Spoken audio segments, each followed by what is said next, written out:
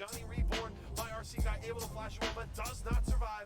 NorCal with the barrier, trying to live, goes gold. The trying to get away. Ian Tom are so very low, but Gino says wants to go in. Here comes the Recon, beautiful, locking him down. Double kill for the Carthus, and here comes AHS Black. 2 more minutes, he's gonna get caught by the bunch of prison.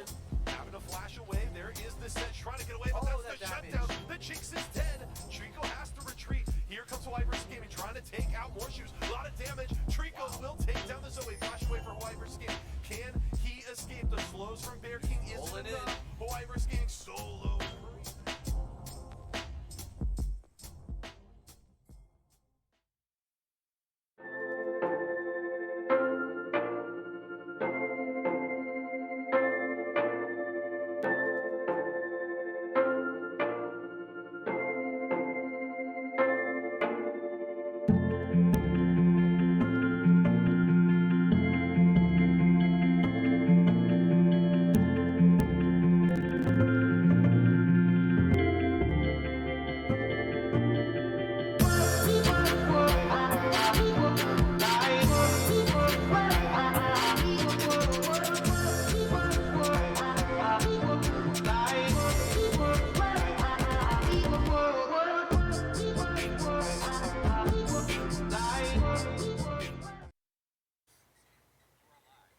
Ladies and gentlemen, JC Yeso McDonough here, joined by my good friend Josh Joshi Howard, returning to the cast here as we look to close out the regular season for Late Night League Season 3. Joshi, welcome back. Good to have you in the studio once more. It's good to be back. It's always a pleasure here casting Late Night League for you guys, and we got a lot of big games going on. Now, if you weren't paying attention last week, the Western Division is still in the process of finishing the bracket from the previous week, so we'll get updated results for you on that very soon. But the rest of our regions, they're looking ready to go right away. Yeah, Central is already underway, and we will be jumping into that action very briefly here. But we have to touch on the standing situation over here.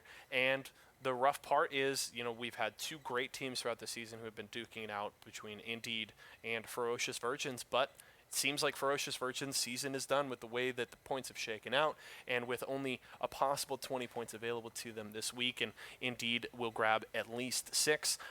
Even if things go as perfectly as possible, it still will be a 1-point lead for Indeed, so they have locked themselves in as the Central representatives for the 2nd season in a row. And you kind of have to just applaud this team for having such a dominant season. You don't get to a spot where they can kind of take this last week a little bit easier without dominating everything else. And look at the difference between these 2 teams, right? Indeed, 62, Ferocious Virgins, 47, and then Blazed Up Zach, ARM Kings, Cloud Gaming, and GMB.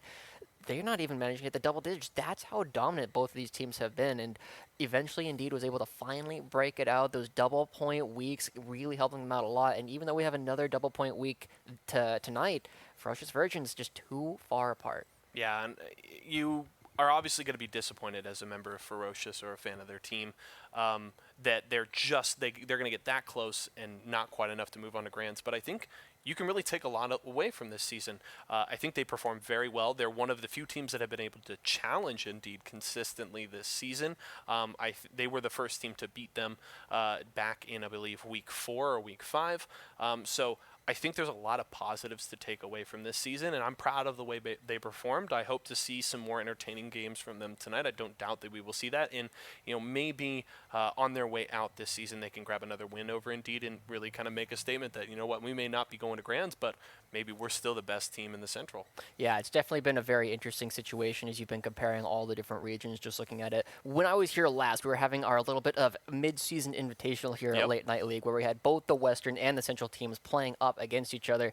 And, I mean, correct me if I'm wrong, but I remember the Ferocious Virgins and Indeed looking pretty strong during that week. I mean, obviously the Western teams, where we were already talking about how there was a bunch of different teams still vying for that spot, they were looking very strong. But Indeed and Ferocious Virgins, like, they've been showing that they've been able to handle everything that the West has been able to throw at them. Yeah, we're going to have to see how things shake out next week. Obviously, Yet to be determined who that Western representative will be. It really looks to be a competition between AHS Black and Grizzly Gaming at the top of the standings. Obviously, things can change here in just the next hour or so as they close out the bracket from last week. That will obviously set things up for our final week of play here. So very important to see how things go in those last few games.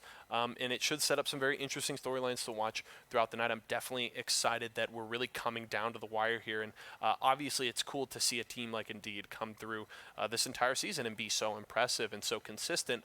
But I think it's just that much more entertaining maybe for us as casters, as well as the people watching at home, to have those storylines running to right to the end of the season where we don't know who's going to represent the West. It could come down to possibly even a single game here at the end to decide who that representative will be. But we will finish tonight knowing who our representatives are going to the grand finals. And here are your standings as they stand right now for the West. So these have not been updated, as you notice at the bottom.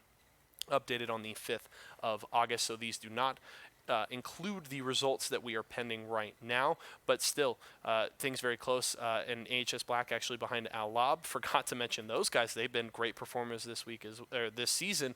So a very close race at the top, and definitely going to have to see how things shake out. But definitely some great things to look at as we continue through this week's broadcast and close out the regular season. And it's interesting to note where a lot of the other teams really are. Obviously, we're already talking about how they're still playing, and if you're paying attention to chat, you see Week 6 Grands is between TFT Weebs and AHS Black, meaning that Grizzly Gaming very likely to lose that top spot at the end of what's technically Week 6 as we start into Week 7.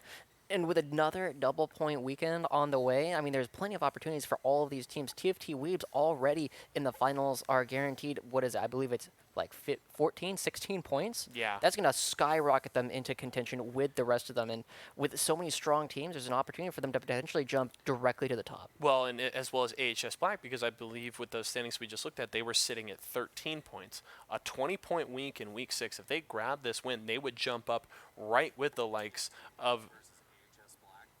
Yeah, they would jump right up in the middle of Alob and Grizzly Gaming there. So this is a huge game for AHS Black because that could completely shift the Western landscape here in Week 7. So definitely a game to keep an eye on there. And we'll speaking of that game, it sounds like we might actually have an opportunity to spectate that one. Yeah. We might be going to the grand finals for Week 6 here in Week 7. We have unfinished business to deal with. Let's go ahead and take a look at what's going on over there. Yeah, definitely a lot at stake here. AHS Black has been... It's felt like they've been the dark horse team in the West throughout this season. Grizzly rose up around Week 3, really started to chase down Alob, who had dominated early in the season, and AHS Black has felt like that team was just on the verge of taking that next step, and maybe this is the opportunity that they've been waiting for. Yeah, I mean, again, we keep coming back to this, but so many different powerful teams in the West all vying for the opportunity to get that opportunity to jump into the grand finals of the next week and have an opportunity to really play and show that they're not just the strongest team in their region, but they're the strongest team around the country here for Late Night League. But I want to take a little bit of time to talk about how the most recent patch. We saw 9-16 drop last week, but obviously it was after the games that we already saw. Yep. And obviously, the big one everybody's looking at, new Pantheon's coming out. And looking at this champion, he's a little bit weak across the board, especially before the hotfix where you were able to dash out of his stun. He would jump on you, and then if you dodged away, he ended up not having any damage to follow it up. He couldn't get back on top of you. But now that that's been hotfixed, his win rate's gone up a little bit. He's playable in the top, the mid, and we've even been seeing some people playing him in both the jungle and support. And I really like seeing him down there in the bot lane with that duo, simply because you have a very similar situation. You're kind of somewhere between the Galio and the Braum, right? You put up your shield, you start taking a lot less damage, you're able to do a little bit more, and then you provide a whole lot of global presence with an ultimate that really is only matched by Shen, Galio, and Tom Kench in the support position. Yeah, and really since we've seen Galio moved out of that support position since the changes to his taunt, we haven't seen a lot of that kind of play style down there, so Pantheon could bring some of that back to the lane. Do you like him with more lane-dominant AD carries, maybe something like a Lucian or a Caitlyn that can bully that lane a little bit, or is it just kind of free for all there with the It's picks? honestly, like, you can play it with a lot of different styles. I mean, it's the same reason that Galio was so powerful is because he's so versatile, Yeah. right? First off, you get to bring bring the Relic Shield, so you have a little bit of extra sustain to help your AD carry out throughout the long trading, but you're also super dominant. You have the two different dichotomies, right? You have the Caitlyn, Sivir, Ezreal that you can play it with, where they're very safe. They can kind of bully the lane a little bit on their own, and this allows Pantheon to roam around a lot and kind of become that second jungler that you're looking at, in the same way that Galio and Shen were doing well before Pantheon was reworked. The other thing that you can do is you can also play very aggressive with the fact that his shield is actually blocking turret shots. He is completely invulnerable from the direction that he's holding it up. It gives you an opportunity to go for a lot of early dives. You bring down your jungler, you're playing that Draven, and you hit level 2, level 3. That enemy bot lane's going to have to be really careful, otherwise we're going underneath. Yeah, very scary. Certainly a lot of dive potential there, and it works with the meta as well, right? The junglers that are still being played, the Sejuanis, the Jarvans, some of those early game gank-oriented junglers are great for that style. They can come in, they're going to crash your bottom lane. There's going to be a fiesta around that tier 1 tower, and the Pantheon is not going to make your life any easier trying to defend yourself in that lane. Yeah, and it's been interesting, too. You're looking at a couple of the junglers that people have played. Obviously, you're looking at very aggressive things just in general. I saw earlier in one of our observing games, XU on Graves went like 8-0 and 9, right? Not 8 and 9, right? It's a much more impressive score line than that, but so many opportunities to get really aggressive, and it sounds like we're going to be jumping into pick ban right here between two fantastic teams, TFT Weebs and AHS Black, in the grand finals of Week 6 of Late Night League. Yeah, I'm going to close out week number 6 here with this grand final.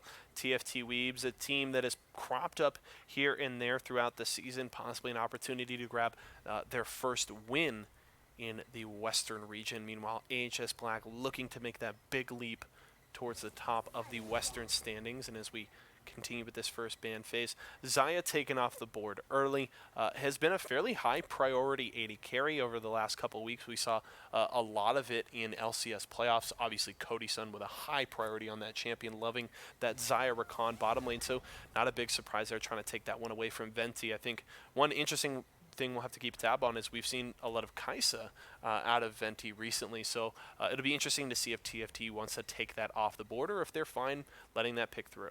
Yeah, with the general focus on a little bit more just wave clearing ADCs, not necessarily interacting with your lane opponents as much, Kai'Sa has really started to come back into vogue, especially with the ability to be very flexible in her builds. We've been seeing kind of a resurgence of magic damage top lane.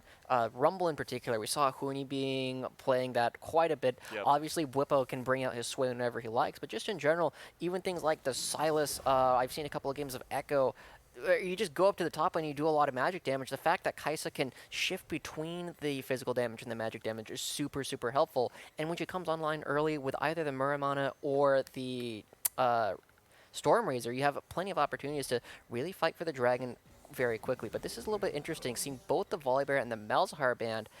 I mean, Malzahar is not something you see very often. They're clearly afraid of what Genielsons can do on this character. Yeah, hitting him with the target bands, also taking the Zoe off of the board, so attacking that mid lane champion pool a bit there. And then bans kind of across the board here from AHS Black, Kennen, Talon, and the Volibear that we have actually been seeing more often in support.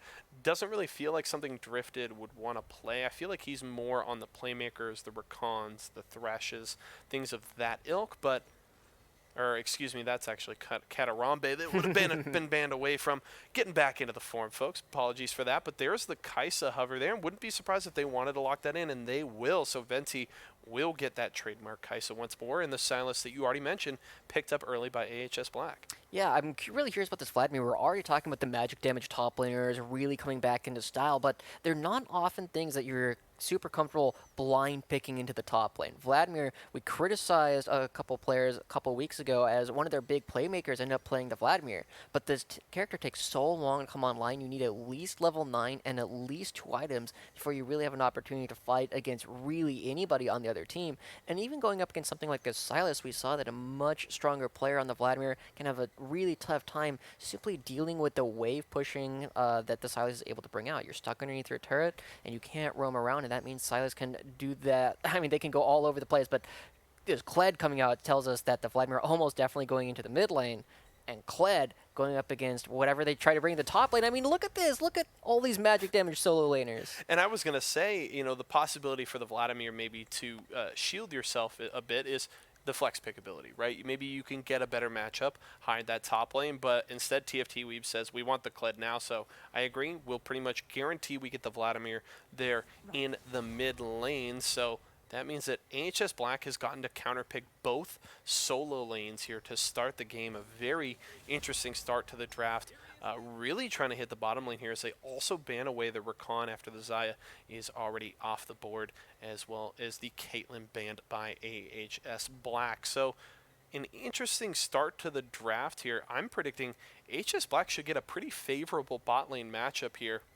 Yeah, it's interesting. They kind of have already had the Tom Kench banned away as well. It's super dangerous to play Tom into the Pike in particular, simply because he matches the natural sustain of your character, and also the death from below, the X doesn't care about all the shields. The Grayskin's not going to do you any good, and so missing a lot of the extra armor and MR that a lot of these tankier melee supports will have, Tom Kench loses out on that, and it just becomes easy food later on in the game.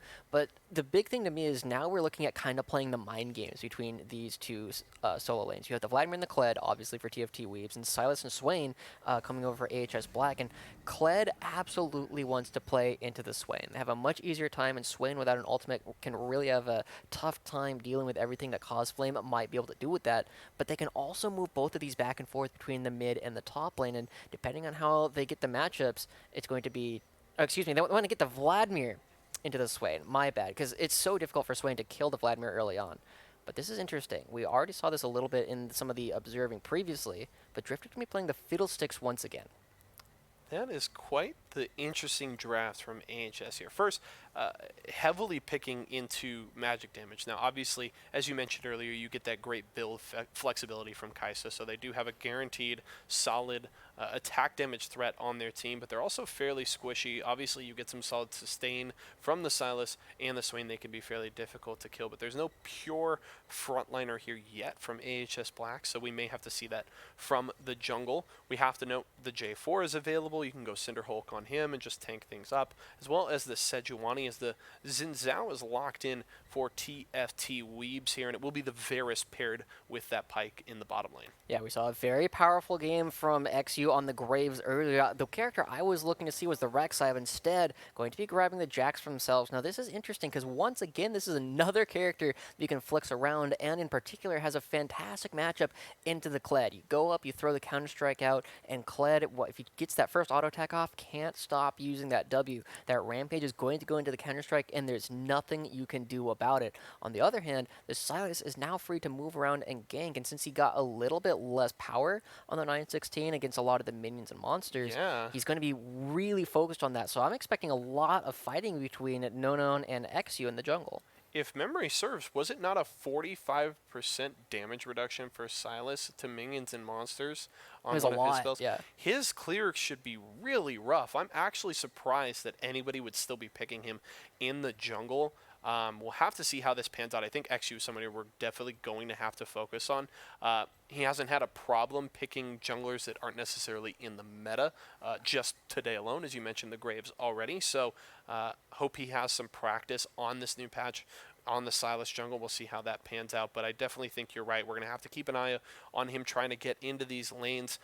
He has some opportunities here, possibly in mid and bot lane. The Vladimir is never going to be easy to kill with the innate sustain he brings to the table, as well as his pool to avoid some crowd control, but fairly immobile there in the mid lane. And then the Varus is certainly something you can attack in the bottom lane, especially considering he took teleport and not heal, so certainly can try to punish him there. Yeah, I think looking at the total scope of the game, we got to set it up. You're looking at AHS Black having a huge scaling advantage. Nobody on TFT Weebs is a bad character in the late game except for the Xin Zhao, but everyone on AHS Black is going to be super relevant. Fiddlesticks with his ultimate will be doing a lot of damage to all the backline. Qatar in particular will need to be very careful because he's super immobile.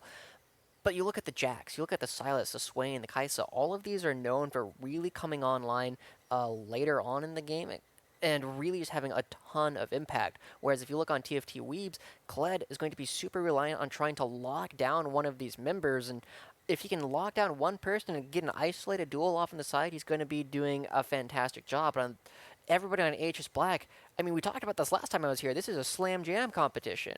I mean, you got a lot of people who are going to be picking on one target and trying to blow him up as quick as possible and just deathballing all over the other team. And I'm not sure that TFT Weebs is going to be able to build up a advantage quickly enough in order to deal with the impending death ball that AHS Black is going to present later on. Yeah, I'm getting the feeling here from TFT Weebs, if they don't build a significant lead out of the laning phase, they're just going to be so far behind the 8 ball in the scaling department that it's going to be a tall mountain to climb here against AHS Black. I think the other thing too is, as you mentioned, trying to lock down Qatar, he's going to have to be very careful of the Fiddlesticks. He's going to have to be careful of everybody. There's so many opportunities for AHS Black to try and lock down the Varus. I think this is certainly a very important QSS game. You know, maybe these champions alone, you're not quite as concerned when you're talking about things like the Skarner with his ultimate. You always have to pay that QSS tax, and maybe the Swain and the Silas and stuff on their own, you wouldn't simply think that. But when you put that entire composition together and the ability for them to try and dive the backline and get on top of them, it's going to be a very difficult game for the TFT Weebs bot laner. Yeah, I wouldn't be opposed to a QSS on most of these characters, actually, simply because the amount of magic damage that we're already seeing coming out from AHS Black, the magic resist is already going to be doing you a lot of favors, plus the fact that you have the Fiddlesticks with a 2.5-second point-and-click fear. That's going to be really impactful. If you don't have a way to get out of that, you're stuck inside the Crowstorm for the full duration, you're going to be in a really rough spot. So I'm expecting to see a lot of Mercury Treads and maybe a couple QSSs to come out from the side of TFT Weeps in order to keep themselves alive. But I also wonder if this might be a game where we're going to see Qatar on the Vars going for a lethality style build. It comes online really early, you get a lot of damage in the laning phase, and it really punishes AHS Black where they're weakest. They don't have a lot of wave clear on their side. They're focused on actually getting the fight started, and if Vars can deny that by being too far back for them to engage on, it's going to be a good time. What rune are you looking to run if you're looking for lethality Varus? Because I actually played against one last night, and he ran Dark Harvest, and there was kind of a heated debate among my team that that's not the right pick to go here. It just doesn't synergize as well as other keystones. What are you looking at then with the Varus? If he's going for that early game lethality build, trying to snowball coming out of laning phase and be ahead at 15 minutes, what are you going for? I mean, the classic wisdom is going to tell you to take the Arcane Comet. You get a lot of damage going out. You just knock down a single person as quickly as possible, and it's so fast, you're going to have a lot of opportunity to hit it. But it looks like we'll have more of that discussion in-game, because we might not even have lethality Varus. Yeah, we'll have to check here. He is running the Comet, so we'll keep an eye on that build. Going for a little bit of a safe buy here early, taking the Doran Shield. Looks like he's respecting the possible aggression from the Kai'Sa and Fiddlesticks lane. Kai'Sa, not somebody you're typically that terrified of in the laning phase, but seems like he's definitely putting the respect on Drifted's name here, taking that Fiddlesticks, because if he can't get in, like you said, get that fear, there's a lot of damage possibly coming out of that. Yeah, the interesting keystone that I also have to pay a little bit of attention to is the fact that Nonon is still going with the Halo Blades on the Xinjiao. We've been seeing a couple people, over time, Electrocute has been played, we've been seeing the Conqueror played, but the Halo Blades, again, both XU and Nonon are now looking to gank. They're looking to fight quite a bit. The Conqueror on XU only works against enemy champions. It doesn't do anything against the minions and monsters. And Nonon, the Halo Blades, also a keystone that only works against champions. So both these guys are really specking to fight. So I'm expecting an opportunity to see these guys going head-to-head all over the place. And right now, not a whole lot of surprises going down, as it looks like, actually, this is interesting, Nonon choosing to start at his blue buff. That's an unusual spot to start. It looks like he's going to be allowing his bottom lane to get the early priority on their side of the map and potentially look for an early gank, maybe trying to psych out XU, because neither team has a whole lot of vision in their opponent's jungle. Nonon seems to be of the same mind as his bot laner, looking for more of that upfront damage here, taking the Halo Blades. We'll have to see how that pans out. Varus with the poke in the bottom lane as things settle down as we hit 2 minutes here. Genosins trading a little bit with the Vladimir, and we are into this grand final as we close out the action from week number 6. Now this is interesting. Already going for a little bit of a trade up in the top lane, but look at where Nonon is. He's got the Halo Blades. He's definitely already cleared the crab, and a couple pings going out. Look at that. He's going through the Tri-Brush. Might actually have an opportunity to get behind the Jax. He is, as Season 9 Diamond actually steps up in the lane. Will get the level up there to get a little bit of sustain. Nonon dashes in, but can't do much more there, so... And that level up was huge. The fact that Diamond was level 1, we already saw that he had taken a counter-strike for his first ability. Just having access to that ward hop with the leap strike because he leveled up probably saved his life. Definitely a huge turn there. Both junglers trying to get to those side lanes early at level 2. Neither of them working out so far, but I think they're feeling just fine as the counter-strike will land there. The stun from the Jax, and AHS Black's bottom lane starting to push here. Both junglers in their enemy's red side right now as we see the vertical jungling from both teams. So priority for TFT Weebs on the top side. AHS Black in turn has priority in the bottom lane as the Vladimir starts to push in the mid lane. Phase rush for both mid laners there, as I have to look a little closer at that graphic. My eyes don't work too good these days. It's all right. But the interesting thing that you always see with this vertical jungling is how it affects the way that the side lanes are really going to play. Now, normally, Qatar with the lethality build, not necessarily doing as much damage immediately. He's really looking for that first rated Dirk, but he also has to play even farther back than he normally would have to up against something like the Fiddlesticks, simply because they know that the enemy jungler's on the bottom side of the map. He showed himself on a ward near the bottom side Tribrush, cleared out all of the red side for NoKnown, and now he's going back into his own side of the jungle, but they still know vaguely where he is. And if I'm AHS Black, I think this vertical jungling is phenomenal.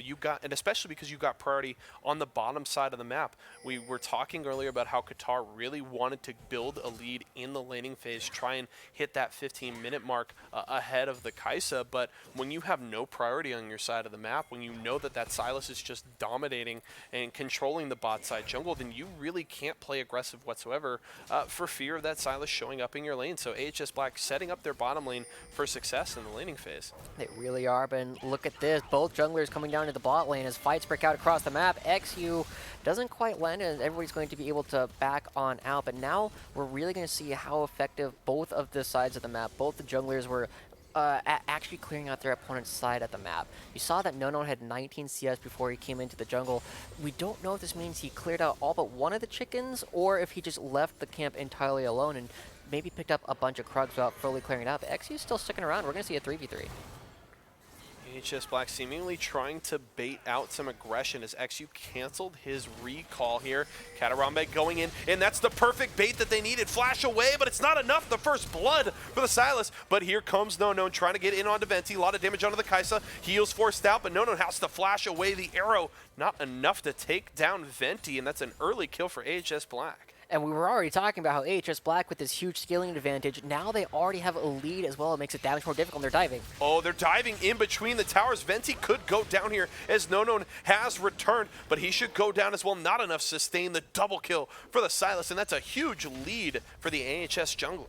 That's going to be huge. XU already having a huge game earlier, just as we said, already starting off his game with 3 kills and at least kill participation. He's going to be super strong coming out of the jungle, and when you can't clear your jungle as effectively, I mean, you can definitely start farming plenty of enemy champions, but he also spent a lot of time in the bottom half of the map. NoKnown might have an opportunity, if he thinks he's strong enough after picking up the kill on Venti, to actually go and challenge XU in his own side of the jungle.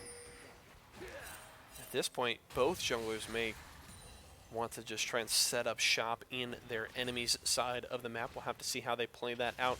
Infernal Drake is the first Drake live as we eclipse 6 minutes here, so we'll have to see which team can get priority around that bottom lane soon enough. AHS Black ahead of the 8 ball here thanks to getting those 3 kills already onto XU. And we have to note he has completed his jungle item already. We're not even at 7 minutes, and that is already a full jungle item for XU there. So a great start for the Sylas here. Exactly what he was looking for. And now he's already going to the enemy side of the jungle, but he's going to find that almost his entire side of the jungle has already been cleared out. So if NoKnown plays this correctly, if he reads where the Sylas is, he's going to have a huge opportunity to clear out everything. Seeing a little bit of fighting down the bot lane, but again, XU with nothing to farm, he's probably going to look for another gank. He's spotted out though, and he's going to be going right on back into the jungle. But now that he gets spotted, NoKnown, knowing that XU couldn't have cleared out the top side of the jungle, NoKnown has an opportunity to get a big experience lead upon his opposing jungle if he's able to go in and start taking away the red buff. But it looks like he's going to end up trading it as XU is now soloing the dragon. Yeah, Diamond taking some damage there. Here comes the charge from the Kled. Counter-Strike will zone the Kled away for a moment, and the flash forced out of the Jax there as AHS Black rotates their bottom lane up to this Infernal Drake. Will easily be secured there by XU, and the lead continues to build for AHS Black. gold is very close here. Just 600, 500, or 600 gold separating the two teams. But you already mentioned 3 kills and solid lead for the Silas. But Nonon actually able to close that out. You mentioned building that experience lead. Already up a level, has access to his ultimate. So XU able to take advantage in terms of neutral objectives. But yeah, Zin look at those doing what he pings. needs. XU is trying to find an opportunity to actually go for this fight. Neither top laner has flash or ultimates. This could be big trouble. Nonon had double buffs, but is able to escape thanks to his ultimate. Diamond not close enough to assist on the kill, and Nonon will escape with his life. Very key there, too, because he didn't have flash, so that could have been very scary. Yeah, definitely an awkward spot. At least XU will be able to clear out the rest of his jungle, and we'll see what he ends up doing, because Nonon's been spending a lot of time here. Both junglers devoting a lot of time to things that may or may not pay off, because look how far back Diamond is playing. He knows that if he walks into this, he could be in a bad spot. Uh-oh, Counter-Strike is up. He'll get the double stun and jump back to another ward to the Jax, avoiding these ganks as best he can. His work so far, and honestly, with all the pressure that Nonon has tried to put topside this early, Diamond going to be able to jump away. Is he going to get knocked up? Yes, he will. Do they have the damage? Counter-Strike is up. This is very risky. A lot of damage onto the Kled, but he will drop tower aggro. That's Ignite ticking, and Nonon is going to get the kill. And excuse me, not Ignite. That was just red buff from the Zin, but a great kill there for the jungler topside.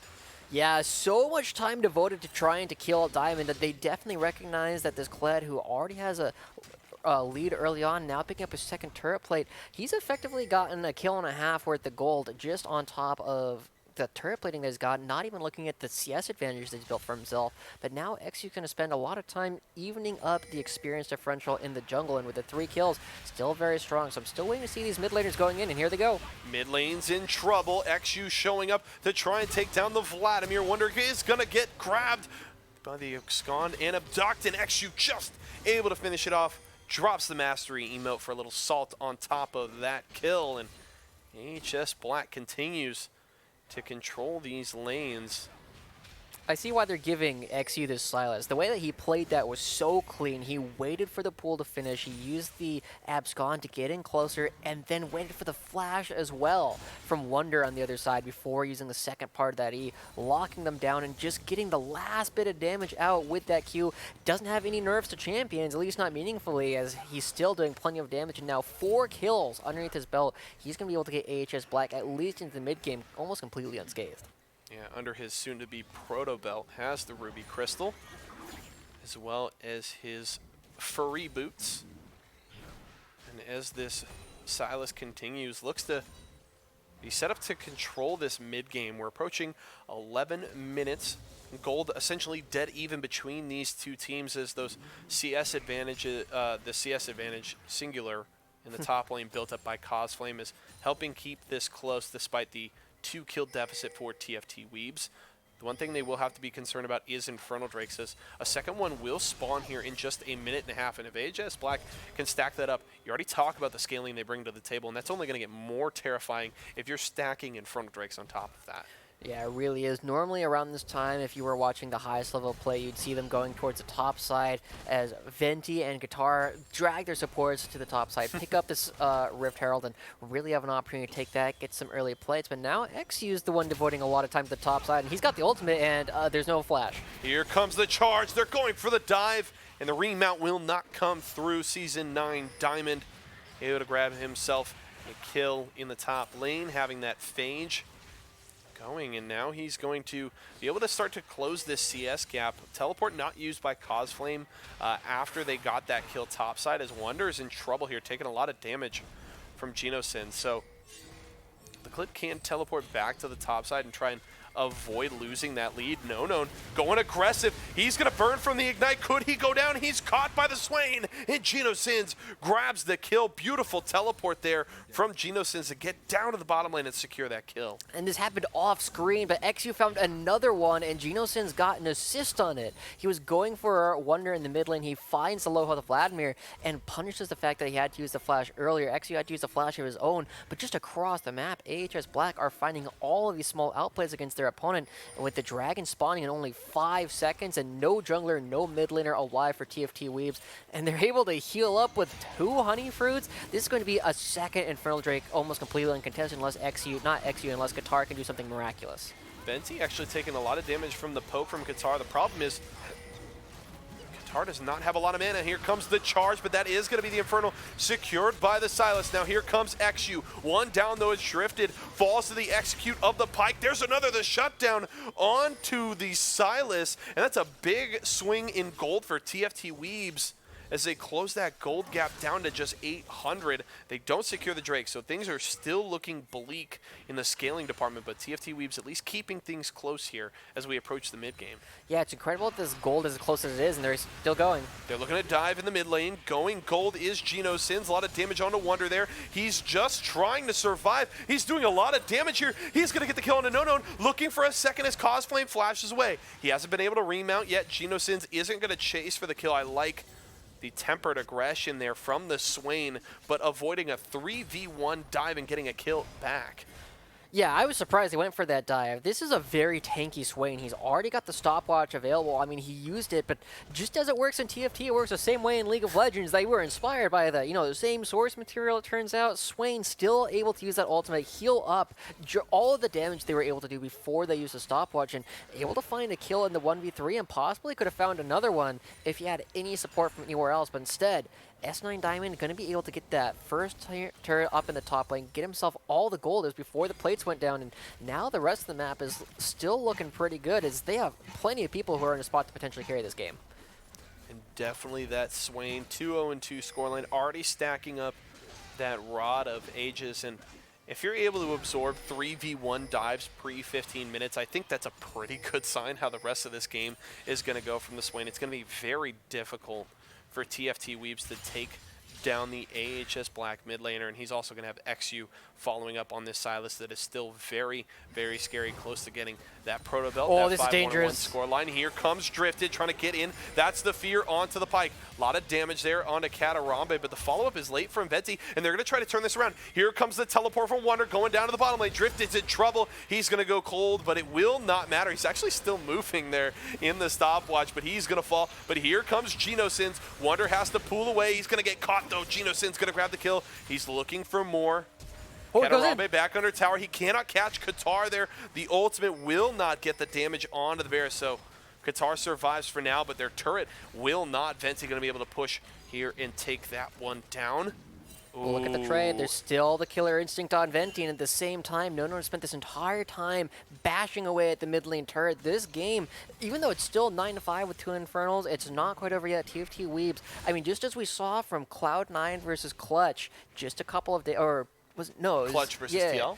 Versus TL, we saw the huge comeback team fight. Varus gets the entire arrow across the entire team. Jace with the shock blast, and of course, Jensen going absolutely nuts. There's still opportunities for TFT Weebs to get that wombo combo, do a whole bunch of damage all at once, because we're talking about the fact that AHS Black has a slam jam composition. They want to jump in, they want to do a lot of damage with all of their bruisers and short range characters. That's going to stack a lot of people up for all of the AoE available to TFT Weebs. Come on and slam, and welcome to the jam.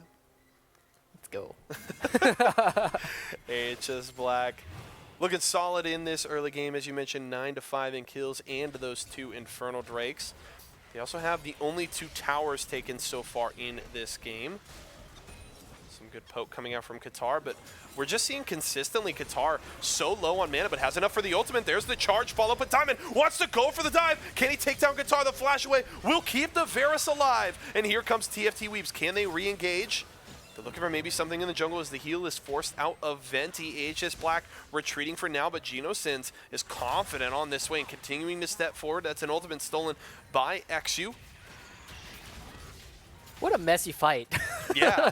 All over the place, these small little outplays. Nobody ends up dying, but again, AHS Black with total control over everything. Now going to take another turret, and they're going to continue fighting. Here comes XU trying to dive into the backline. The turret will fall, but there's the execute as XU will fall. No-Known's going to go down, though. The snipe from Venti sets up that kill for Geno Sins.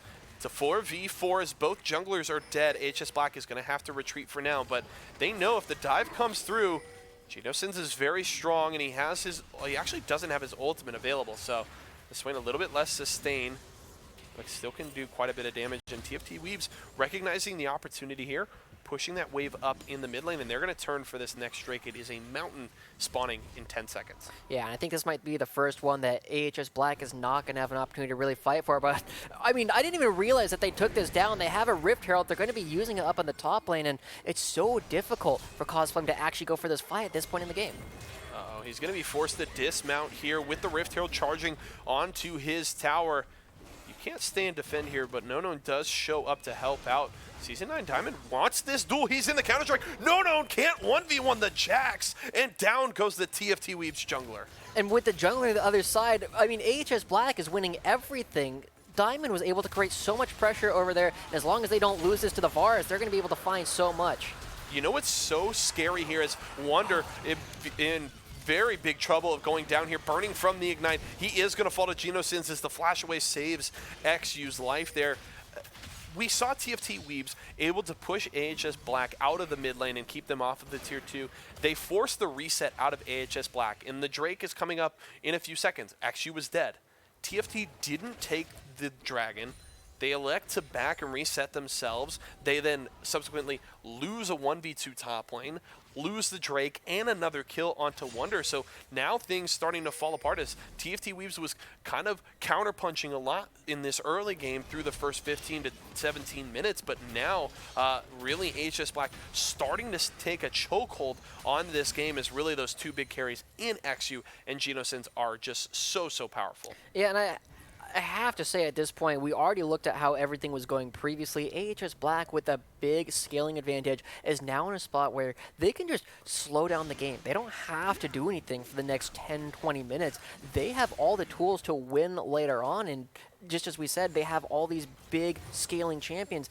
It's so difficult for TFT Weaves to do anything. They're going to have to be looking for more and more desperate plays against people who have more and more items and are getting stronger and stronger, and the time limit is getting shorter and shorter. Luckily, they still have a couple of people who are reasonably strong. They have the reset potential available to the Pyke, and a decent pick available to them between the Kled ultimate and the Varus ultimate. If they can single out a single player and then take a 5v4 afterwards, they still have ways back into this game, but the door is shutting. They don't have a lot of time left. Yeah, and it's not just going to be a single pick that's going to get them back into this. It's going to take a few solid plays from TFT Weaves to really shake up the way this game is going. As AHS Black really starting to set up shop around this Baron. 20 minutes, it has spawned. And they know if they get one key pick, they can turn onto the Baron because they should burn it down fairly quickly with their composition put together as well as the Mountain Drake they've already been able to take. Varus ultimate stolen there by XU as Season 9 Diamond trying to go after Wonder here. Man, the Vladimir's in big trouble. Here comes the dive, the leap strike, and Season 9 Diamond with the kill here. The rest of his team already onto the Baron as No has been spotted on the bottom side. This will be a very easy early Baron for AHS Black. These guys are nuts. I mean, look at this. They're drawing so many people. Every single member of TFT Weaves, when they saw Jax diving the Vladimir, started to move down to try and take out the one player who was on the bottom side of the map. And as soon as AHS Black get that read, as soon as they see people leaving the mid lane, they just jump onto the Baron and they take it. They already have plenty of DPS with the Kai'Sa. They have the Sylas as well, and most importantly, they have Drifted on the Fiddlesticks, who has the infinite sustain. They have functionally infinite health to actually try and take this Baron, and with no contest coming through from TFT Weaves, it's an easy objective for them. They lose nothing for it, and now the door is almost completely shut. There's almost nothing that TFT Weaves can do other than look for these miracle team fights, and normally that's supposed to happen around the Baron, but the Baron's gone. How do you force a fight now? Bit of a frustrating misplay there from TFT Weaves. Would hope they would have had more priority on trying to keep AHS Black off of the Drake, but they tunnel so hard on trying to get down to collapse on Season 9 Diamond and don't even really threaten the Jax. So he didn't have teleport. So, I mean, if I'm TFT Weaves and you're accurately tracking those cooldowns, they should have known that, you know, he wasn't going to show up in that fight and they had an opportunity to at least play a 4v4 near the Baron, but instead elect to try and go bottom lane. Does not pan out, and that's an easy Baron pickup for AHS Black, and now they're looking to really start to clean up the map. No does spot out the Jax. It is a 2v1 here, but Season 9 Diamond, I don't think he's that terrified. The Counter-Strike has really been so difficult for Nono to deal with, and Codflame has not been able to 1v1 the Jax himself. He's already dealt with the two of them in the top lane, but here comes onto Venti, caught by the Varus ultimate, and that is the start of some positive work here from TFT Weebs. We already talked about how they needed to get some of these picks, and that is a good first step, but they will lose their top lane in Hip Tower as a result, but they could look for the collapse here. Here comes the charge. They're going to get onto Genosins here. Can they take him down? They're actually burning down the Swain, but here comes Drifted with the ultimate. A lot of damage. The Swain has fallen, but is it enough? The shutdown there for the Kled, but here comes Exu. He's on to Cause Flame. He's going to go down the triple kill. Nono trying to run. It will not be enough. The double kill for the Jax. The ace for AHS Black, and they're looking for the base. And again, AHS Black are just looking so good. It takes the TFT Weeb so long to take down the big carries. Genozin's bought so much time. Drifted bought so much time that Diamond, the big carry, able to take down the turret in the bottom lane and now shift into the top lane with the teleport, and the game is looking to be over. AHS Black going to go up in the series 1-0, and I don't think TFT Weebs really have an opportunity to do anything about it. What a dominant victory there from AHS Black. A couple of small missteps here and there, but I think a great understanding of what their win condition was, playing very well to it, and it really all started from minute one of this game. Great planning around getting that priority on the bottom side of the map and keeping down kind of that part of the TFT Weaves composition that really wanted to get online early with the Varus. So they shut that down just from that early setup in the jungle and then played through it heavily. They get the Sylas super fed, and so he really had the run of the map so early on in this game, and then they never looked back. The Swain gets going very well. Genosins, I think, looked great, and you mentioned it there, was so difficult to take down that it really seemed like even when TFT Weebs got a little bit of a foothold in this game, it was never enough for them to climb back in. And I wanted to look at the very beginning of the game when we had that 3v3 down in the bottom between both sets of bottom laners on both junglers. Everybody was there. Everybody was looking and really spoiling for a fight, but you saw Katarambe went just a little bit too far forward by himself. He had a lot of opportunity to try and go for a big fight, but he just went a little bit too early. Xin Zhao should be able to win that duel. They should have a stronger 3v3 if you have all three members, and he just went and ended up dying, giving over way too much damage to XU.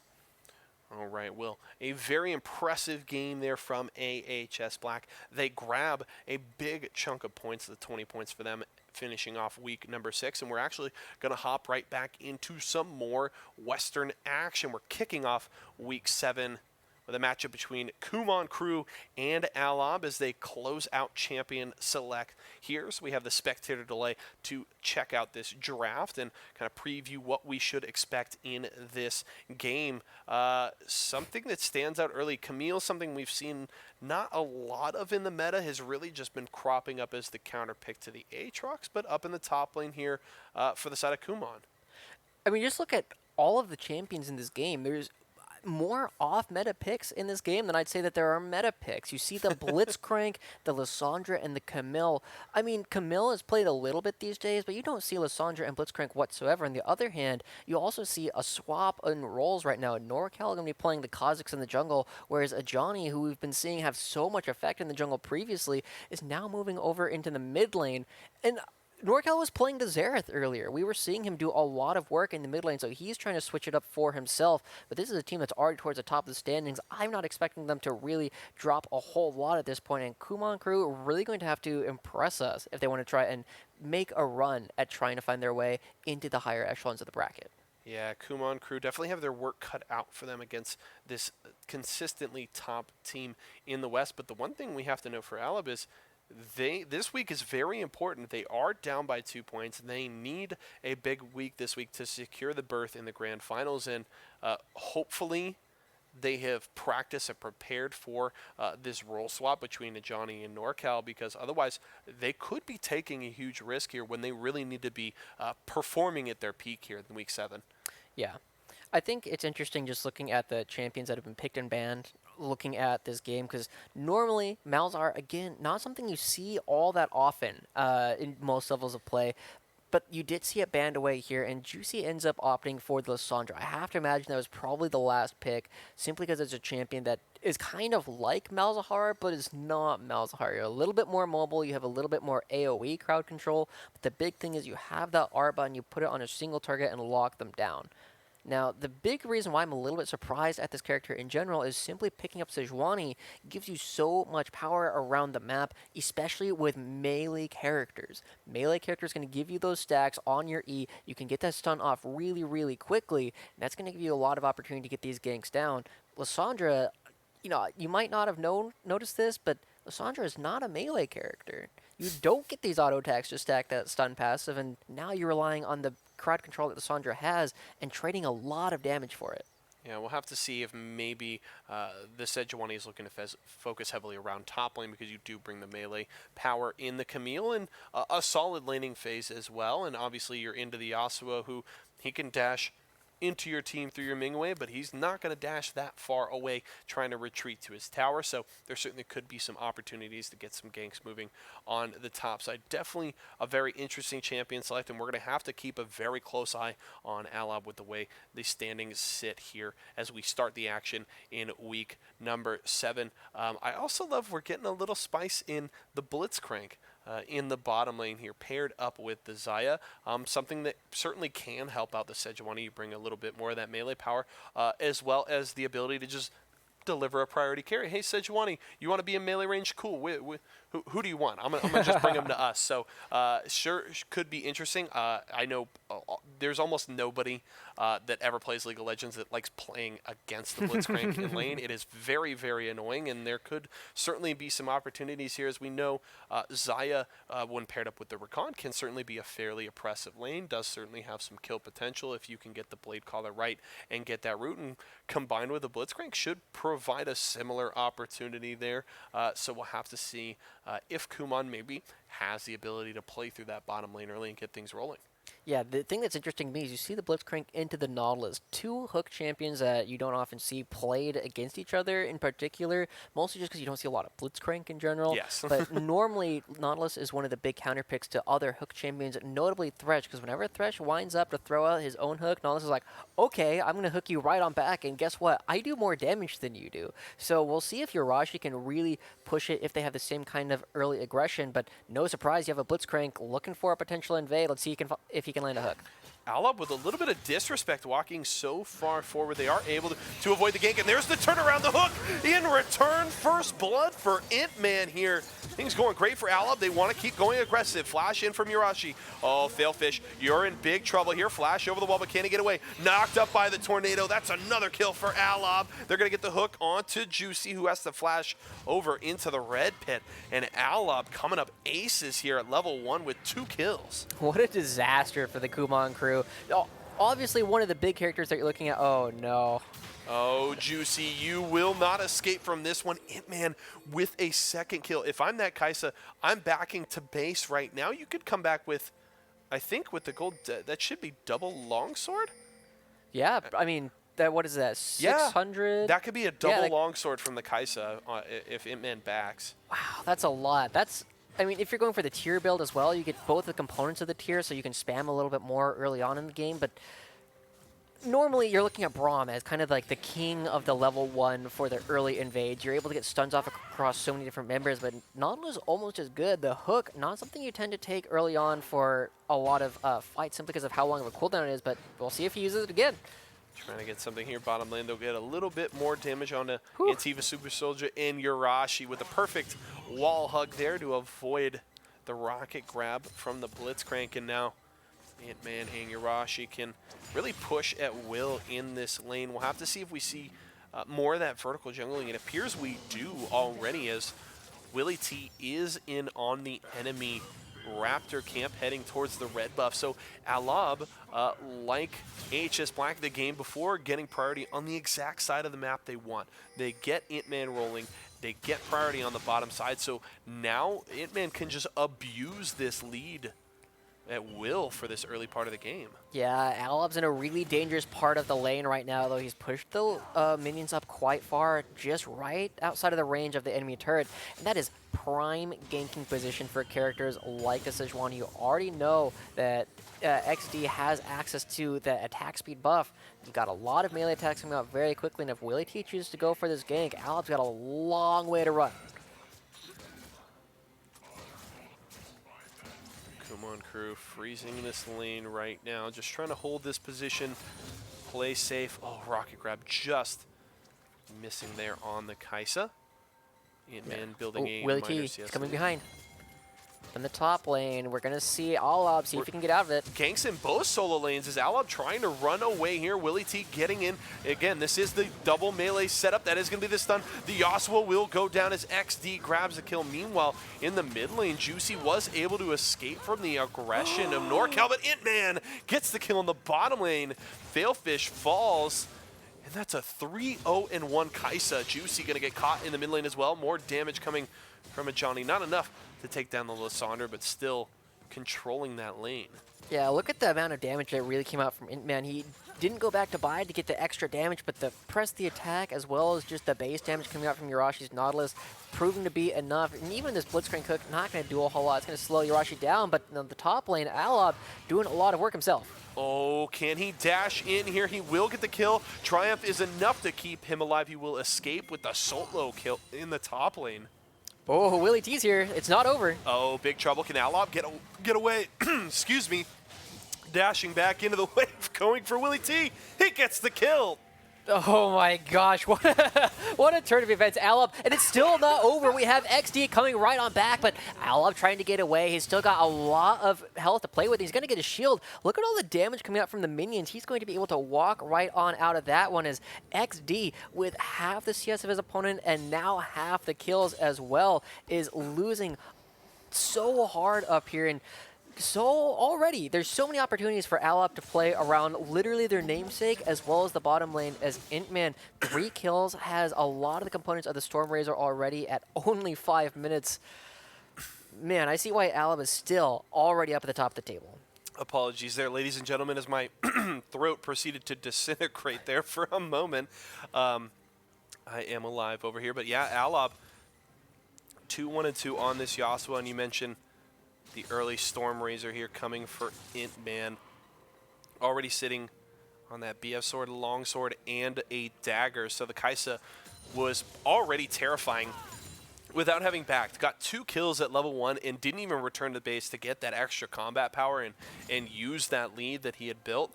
And was still able to get another kill and build on top of that. So now this Kai'Sa in the bottom lane is just absolutely terrifying. One misstep from Failfish or Antifa Super Soldier is going to spell their doom here.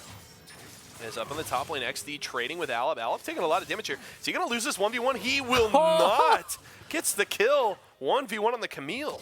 That was beautiful play from Alob, ducking in and out of the bush in order to break a couple of auto tags. If he had taken one more auto tag, I'm actually pretty sure he would have lost that duel and died, but because he broke so much vision, XD not having the damage necessary to actually take him down, and he gets to shove a couple more waves into the turret, and with no teleport, XD's not going to have an opportunity to do anything about any of these minions. Going to lose a ton of experience, going to lose a ton of gold, and Alob, now 3-1-2, it's going to become a massive problem. I mean, this is definitely the other team's Yasuo that you're looking at right now for Kumon Crew. And Camille's coming right on back. I don't know if you win this one either, buddy. Yeah, Alob needs to be very afraid here, but he's looking for the tornado maybe for the last breath. He's going to go in for it. He's going to get the kill. Alob just dominating in the top lane.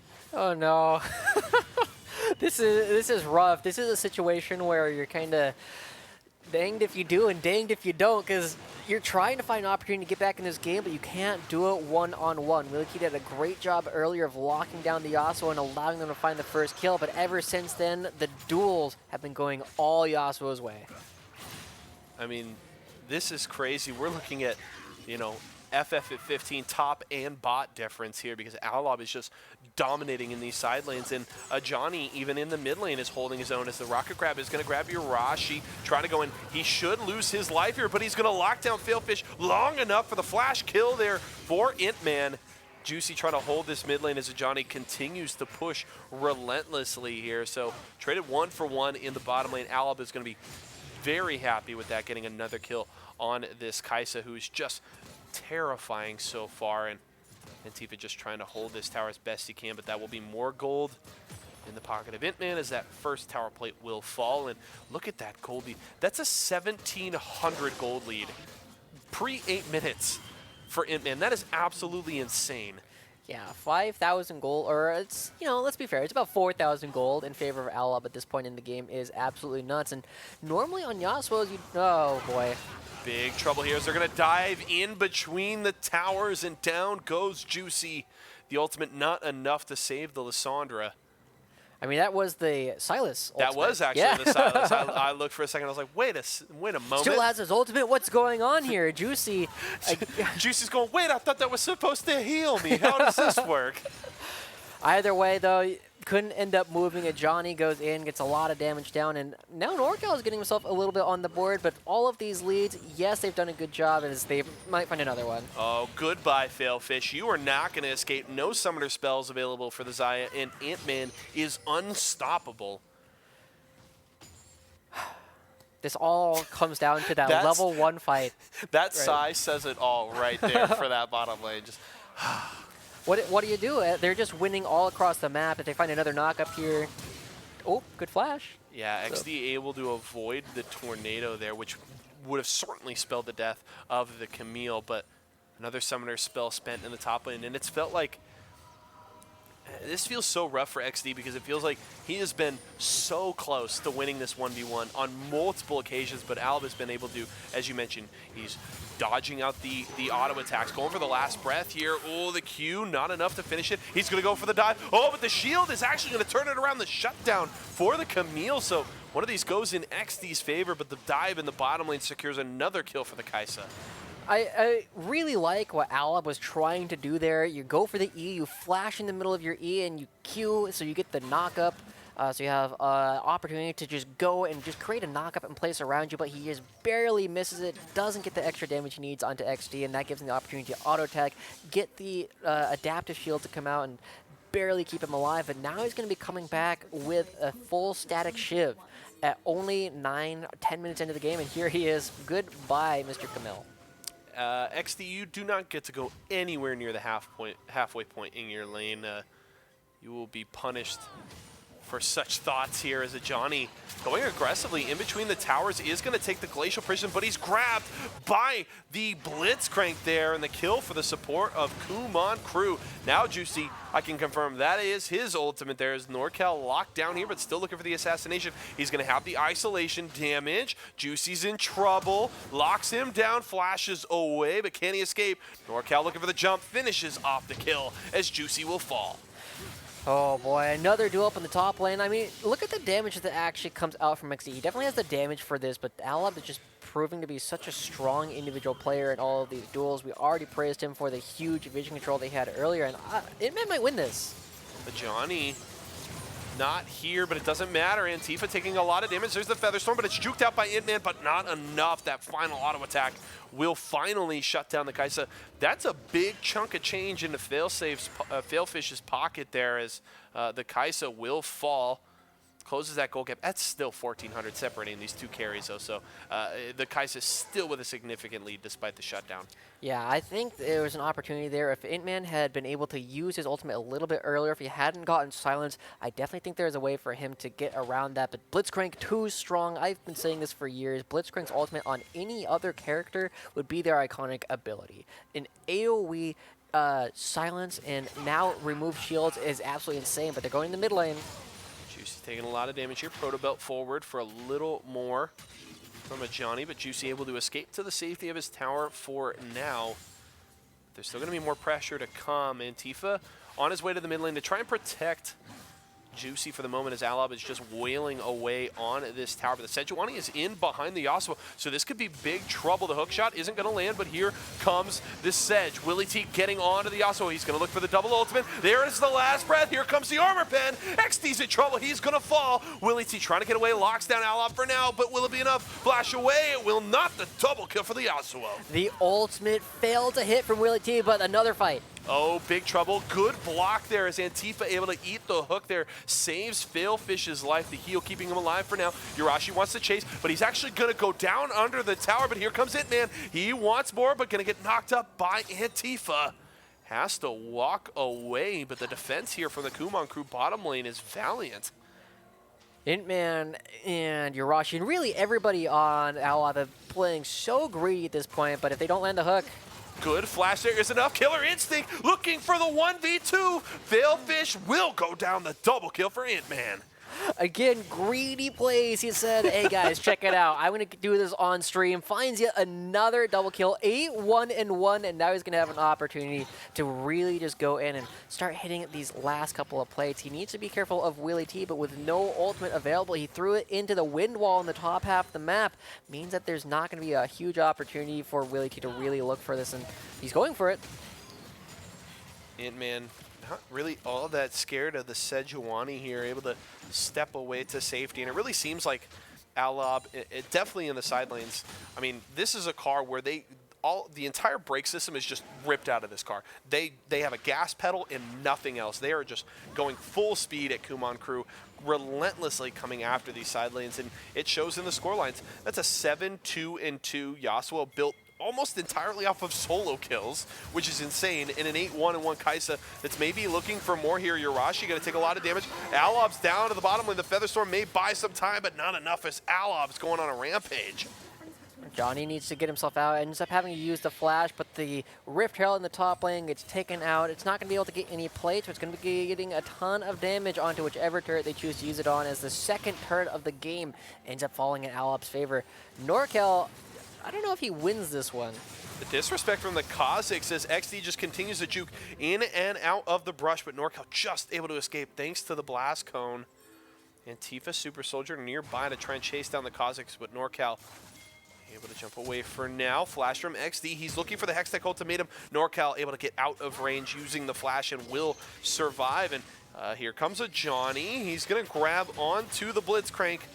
Doesn't have enough damage to truly threaten the Kumon support now, but Alob has rotated their bottom lane into mid to try and push that tier 1. As down in the bottom lane, Alob just wailing on that tier 2 tower. Will take it down. That's 3 towers to none in favor of Alob. You got to be super careful too. If you're anybody underneath the inhibitor turret, he's just gone. That's about as careful as you can be, other than walking back to your fountain. And Failfish still goes down, knocked up by the Steel Tempest, and Alob's in trouble. Is going to get locked down by the Glacial Prison. You're not going to get away this time, my friend. That is the kill onto the Oswald, but it doesn't really matter here if I'm Alob. They're looking for another tier 2 tower.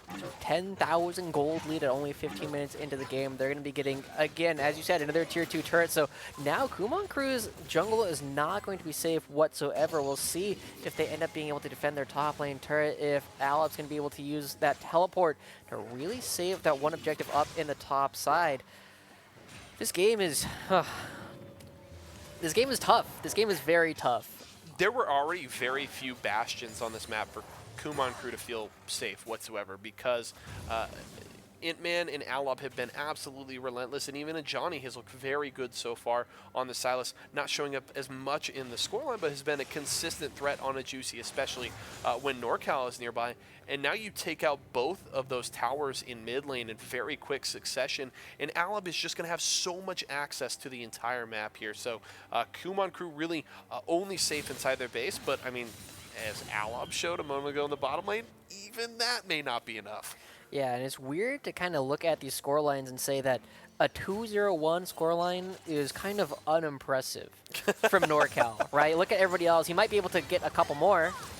Norcal heard you there. He's going to force out the flash and get the kill. He's going to go down here. Should be, oh my goodness. Look at the juke from Norcal, and here comes his team. He's going to stealth back to the waiting arms of Yurashi, but here comes Juicy jumping into the back lane, but Norcal's able to get away now. Ant-Man just free firing on a Juicy flash away from the Lissandra. Here comes XD looking to take down Norcal. Can he do it? He cannot. Alob grabs the kill, and Kumon crew is in full retreat. The heal from Ant-Man paired, oh The snipe man. from the Kaisa.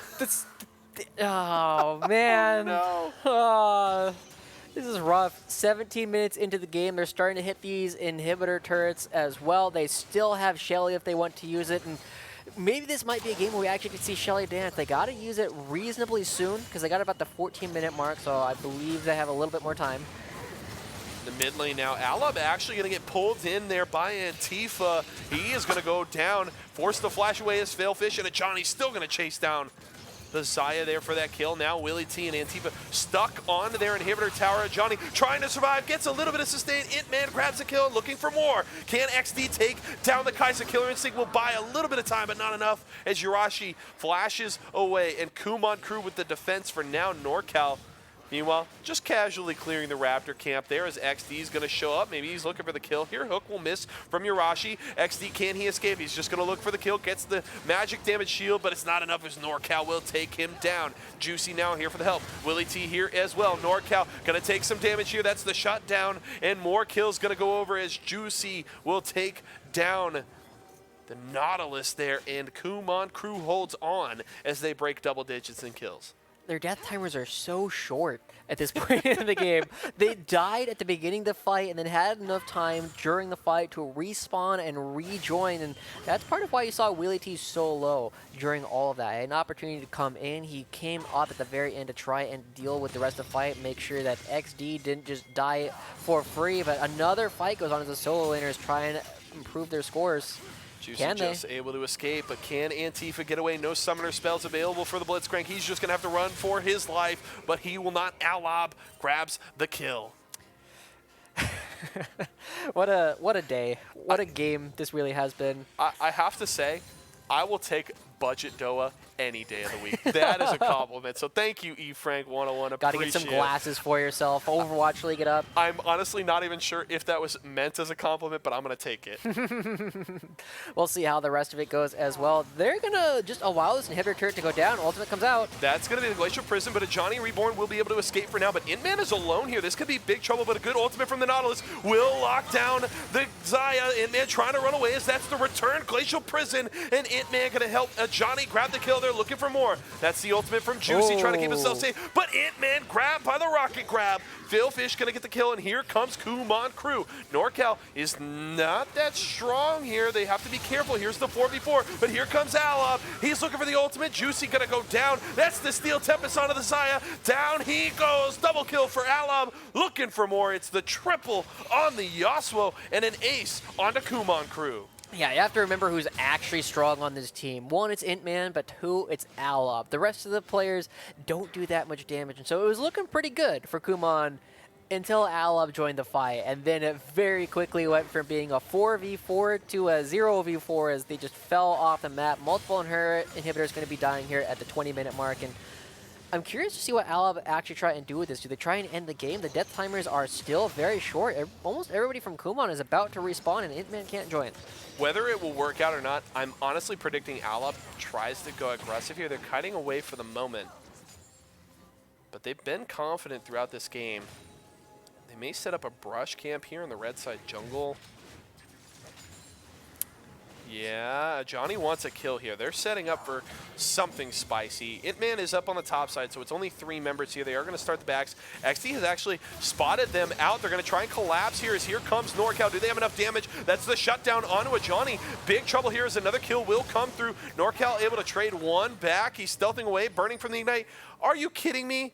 Is the Bug going to get away once more? Yeah, we saw his exact play earlier. We'll see how far he can jump away. There's no minions. And they're hitting the Baron. Yeah, meanwhile, you've got Kai'Sa, Yasuo onto the Baron. NorCal is just going to casually stroll his way up to this side of the map. Walk in, doesn't even need the smite there. That's Baron Nashor for Alab at 21 minutes, and they're looking just dominant in this game. NorCal having to smite the blue buff away from his Yasuo there. I'm pretty sure we both know that Alab really, really wanted to get that little bit of extra cooldown available on that E, so it's a 0.9 second cooldown instead of a 1 second cooldown. It's a big difference. It really Very is. important for the Yasuo. The Yasuo already sitting on 3.5 items, grabbing that QSS for a little bit more safety. Honestly, don't mind that. You certainly could look to just continue to double down on that huge lead, but you already have 3 completed items in the Eye Edge, the Bloodthirster, and the Zeal item here. Here comes Intman. Goodbye. XD falling there, big trouble, as now Kumon Crew has to defend in the 4v5. Alob is going to get locked down here, but he's actually going to QSS and get the last breath. Does he have enough, though? Doesn't appear so, as Intman going to get pulled in, looking for the 1v2 here, trying to escape, flashes away. And the Yasuo, we have to note, did survive. Intman going to Baron buff up that wave and lose the heal. Now he can look to return. That's the Featherstorm taken by a Johnny Reborn and immediately turned around by Failfish. Here comes the snipe. Do we see the Killer Instinct? It's not available here as they look to continue to chase. A Johnny going to go gold. There's the hook from Yurashi. There's the Glacial Prison, though, from Willie T. As he comes down, they're going to take out the Silas. Now Yurashi just 1v5 right now, surviving, but will go down eventually. You know, here comes Alob. He's going to look for a big ultimate here as there's the Hextech Ultimatum to lock him down. Can he escape? He will for the moment. NorCal just down here in the 1v3, surviving in the stealth. He's going to get the kill on Juicy. Now Alob looking for more. Trying to go against Willie T here. Is going to get the steal. Tempest and Intman grabs the kill. Now they're looking for more. Intman popping off right now. XD will not survive. NorCal going to secure the kill. The Ace and Alob will clean up the Nexus. Yeah, it wasn't super clean. I feel like that's been so much the story of so many games. I believe it was Grizzly Gaming that we kept talking about. Not the cleanest games in the world, but man, are they fun to watch. That was insane. Some non-stop action there for about the final 60 seconds from both of these teams. And Alob, as you mentioned, not the cleanest game, but I would still say pretty impressive with the way they were able to build their lead. Obviously, you know, there's something to be said about the level 1 play that gets 2 kills early onto your Kai'Sa, but they played perfectly around that. They continue to dominate in the bottom lane. Alob was just styling on XD topside, building a lead through so many different solo kills. So really credit across the board here for Alob with an impressive win. Yeah, it was really cool to watch Intman, and a beautiful read on exactly what their opponents were going to do with the Blitzcrank. That play doesn't work unless you have all of your members ready to go in and get that fight off the bat. They find 3 kills in the extended fight, right? They get another one as they loop around the red buff. And then they were able to play through that, pretty much doing whatever they wanted. Intman was so strong, just getting that little bit of extra damage with that press the attack to find another kill in the lane later. But, I mean, the real star of the show, I mean, his name is the team's name, Alob. He didn't get a single gank from Kha'Zix. NorCal didn't go up there a single time, and he found so much of a lead all on his own simply because everybody kept trying to fight him. XD, I mean, we saw he had the damage to win the duel, but Alob, just such a smart player, knows all the little tricks to optimize his damage and his HP as well. Able to find so many kills and get items way faster than he had any right to. Yeah, really just an impressive tightrope walk there from Alob up on the top side, winning so many of those early skirmishes with maybe 100, 150 health a lot of those times. So an impressive performance there, thoroughly dominating the top side of the map and then bleeding that lead to the rest of the map. Obviously, you had Intman doing his own things on the Kai'Sa in the bottom lane, and we talked about him getting back onto that signature champion again. And I mean, if I'm any other team playing Alob, you've got to take that away from him, right? You've got to force him to show you something else because the Kai'Sa has been too consistent, too strong for the bot laner there of Alob. So we'll see if they force him onto something else. But there's a lot of scary picks here now. Do you have to ban Alob's Yasuo? I'd say yes. You know, it's going to be very difficult to draft against this team. And we were talking earlier about the position swap, right? You get NorCal moving away from the mid lane, a Johnny coming in, and we were curious, you know, does this hurt them? Does this maybe nerf their strength a little bit? And that game would tell me no. You know, a Johnny and NorCal maybe were the least impressive members of Alob in this game, but I think they held their own. They didn't give away the leads. They kept moving around the map, and I think they did exactly what they needed with how the sidelines were going. And if you've been watching previous weeks of Late Night League, you know that this isn't, I mean, this isn't knocking a Johnny or NorCal at all. No. These guys have had previous weeks where they were the ones styling out everybody themselves. They have 5 players on this roster who can all step up and carry, and this time it just happened to be Intman and Alob, but it could very easily be literally anybody else on the team, and we'll see how well they do. They're the first in the Western region for a reason. Yeah, definitely. Big early statement from Alob to kick off the action in week number 7 in the West. We're going to head to a short break, but don't go anywhere, folks. We've got tons more Late Night League action for you when we return.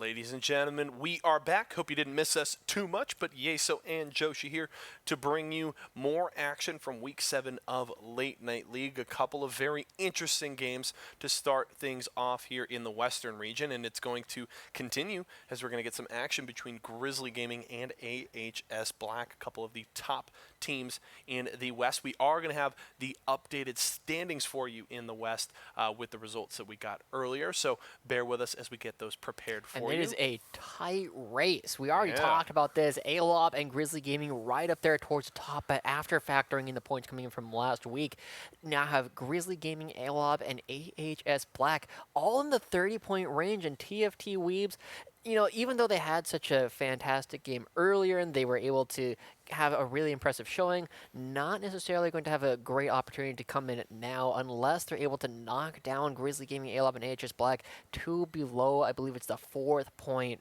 line, where you're not going to get nearly as many points. Because TFT Weebs, even if they get first tonight, I think are unfortunately out of the running for taking their Western berth into the grand finals. But still, credit to them after a great performance and finishing off strong here. And we'll see if they can maybe get a W this week to at least end on a strong note. But as you mentioned, it's really now just that 3-horse race. Grizzly Gaming, ALOB, and AHS Black. Just 6 points separating those 3 teams. And it really is feeling like I think if the way points shake out this week, it could be the winner just will take that berth from the West. So we'll have to see. Possibly we could get the setup. The Grizzly Gaming versus ALOB final is certainly a possibility. Both of those teams sitting in the winners semifinals right now. So a lot on the line between these teams. We'll get to see if Grizzly can advance to that winners final here in just a few moments, as they will match up with AHS Black. And we're jumping right into champion select here between these two teams.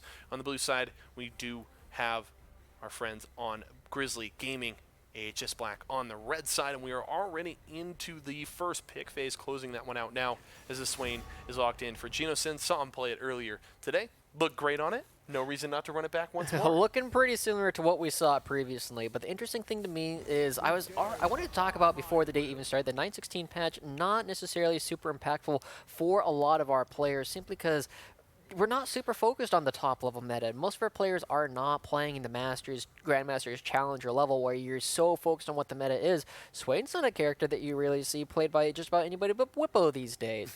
But the Corki is something you've been seeing every single day, every single competitive match. Corki Azir, Corki Azir.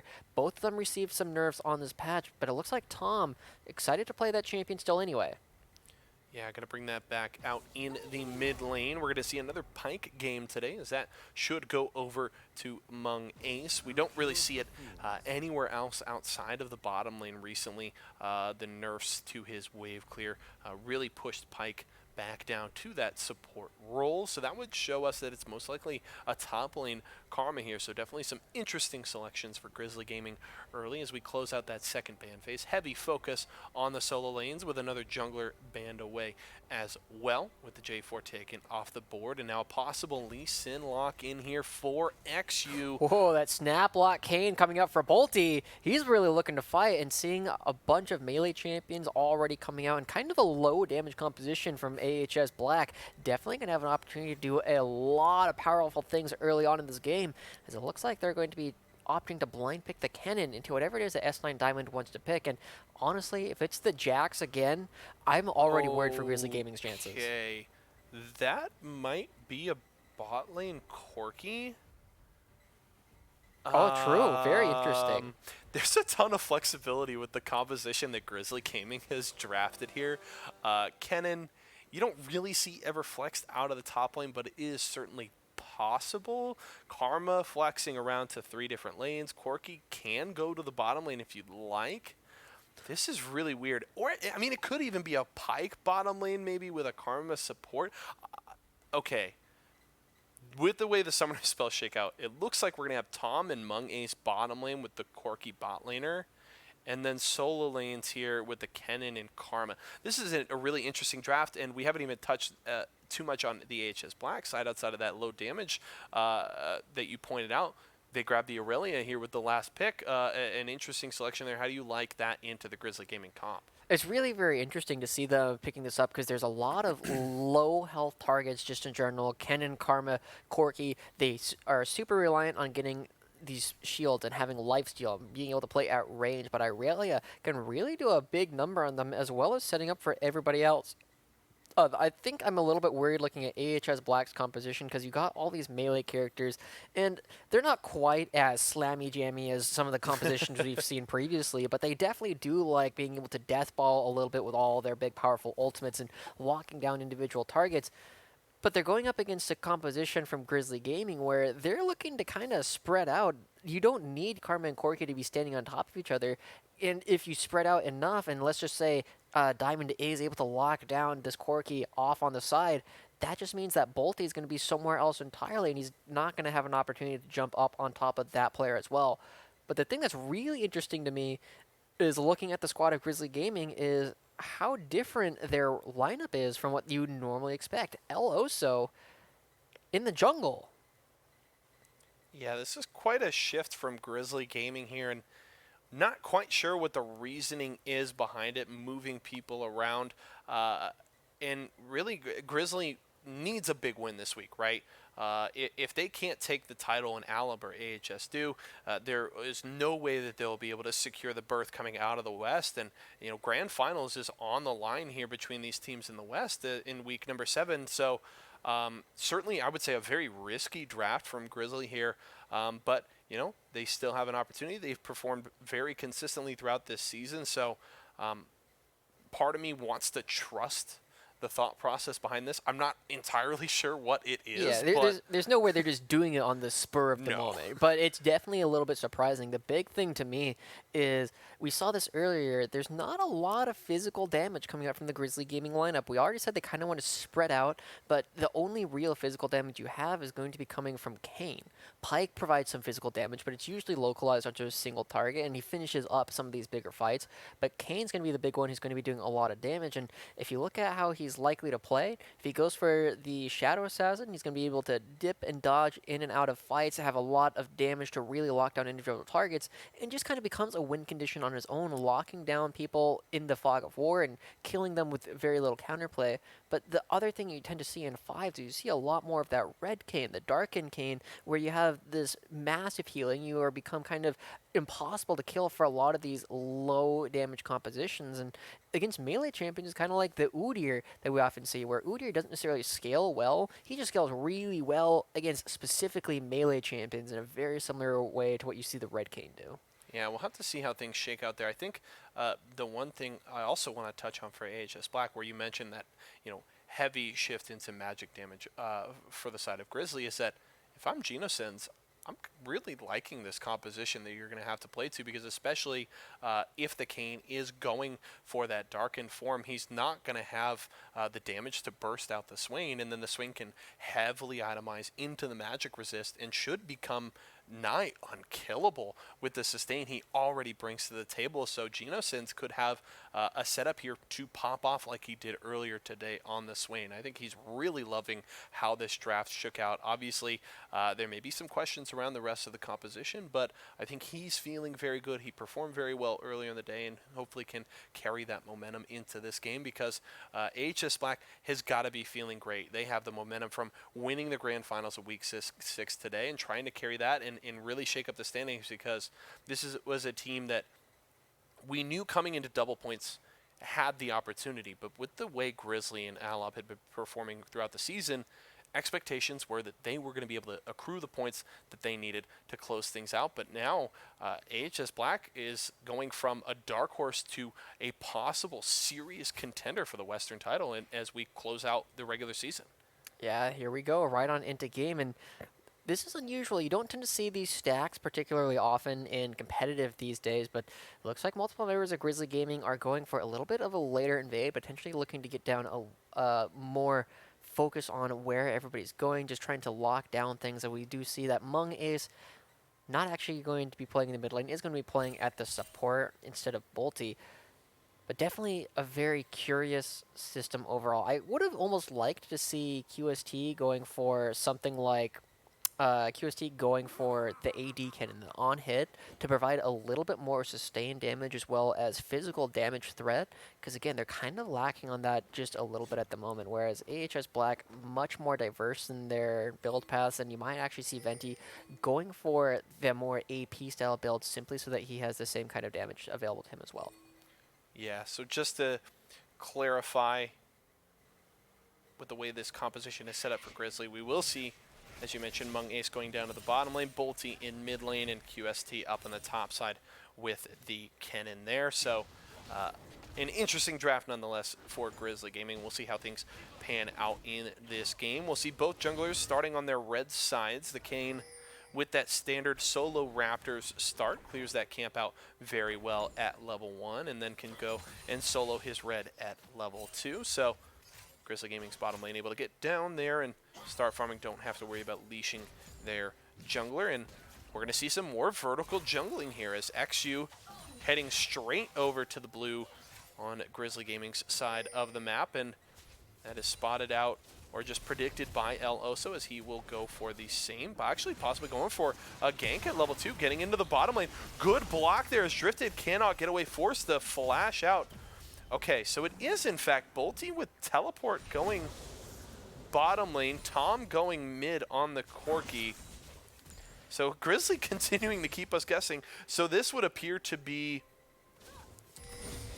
a possible, I mean, Mung Ace has the support item, so it looks like it is not like the bot lane pike. It's still the support pike here with Bolty on the Karma bot lane carry. I like to call it farming supports, right? You often look at a lot of these kind of people when they're doing this kind of thing. They're still going to effectively be a support, but now they're going to be farming up and getting a little bit more gold. And Karma is one of the better supports to put a little bit more gold onto just in general.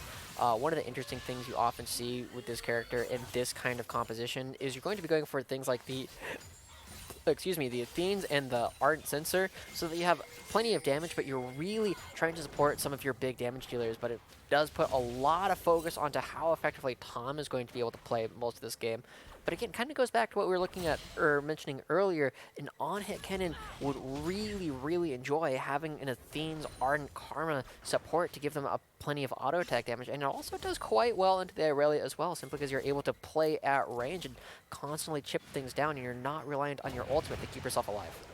Tom absorbing a little pressure in the mid lane as XU tries to come in early with the Lee Sin. I think the one question I have, though, with Bolty taking Glacial Augment on the Karma, that would indicate to me possibly the Squirt Gun build going for the GLP, as well as the Spooky Ghost possibly for Bolty here. So not sure. We'll have to wait until the Karma starts to complete those items to see exactly what build Bolty wants to go for here. But Grizzly Gaming, just all of the surprises here, starting with Champion Select. But AHS Black getting the push going in the bottom lane. Grizzly holding their own here and just trying to even up the CS as this wave will crash into their tower. And XU still looking to get back to the mid lane here. Clearing out that Raptor camp, could possibly go over the wall and get Tom, but Tom has spotted XU out here. Solid damage coming back from the Corki, and XU will have to retreat to his side of the map. And Genosyn's going to look to continue to push in the mid lane. Gold 700 in favor of AHS Black, but El also into the mid lane to try and get on to Genosyn's. Here comes the teleport as Mung Ace has arrived as well. Ooh, good hook. Yeah, Season 9 Diamond getting in here on the Aurelia. Mung Ace able to back away. No summoner spells forced out there. Actually, El Oso flashing away, so one traded there in favor of AHS Black. Yeah, very interesting movements across the map just in general. Now, one of the things you got to look at with Kane is they did have an early ward to see him starting the Raptor. So one of the things that's difficult about Kane is, yes, he has this non-standard route, but that also makes his early pathing very predictable, as XU seems to be reading him pretty well in general as they start to move around the map. And this is why we're starting to see a pretty big lead coming out in terms of the CS4. I mean, he seems to be one step ahead of the play almost every single time. So we'll see how many times he's able to actually get these ganks off. It looks like he's potentially looking to threaten another dive down on the bot lane, but going up against a Pike and a Karma is definitely a difficult situation for them to actually try and kill either of these players.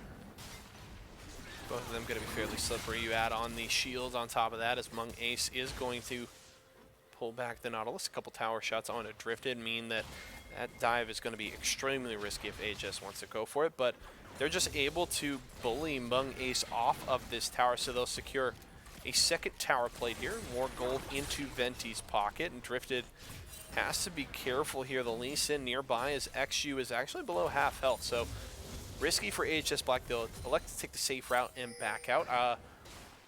Possible for them to go for the Drake if they get any sort of vision on El Oso on the top side of the map. They should definitely turn for this ocean, but instead electing to return to base and reset this bot lane. Yeah, I'm curious to see what El Oso does with all the time that he's gotten for himself. He's definitely down in farm at this point, but he should be able to even out quite a bit of that, looking at how much time XU has spent trying to dive the bot lane unsuccessfully.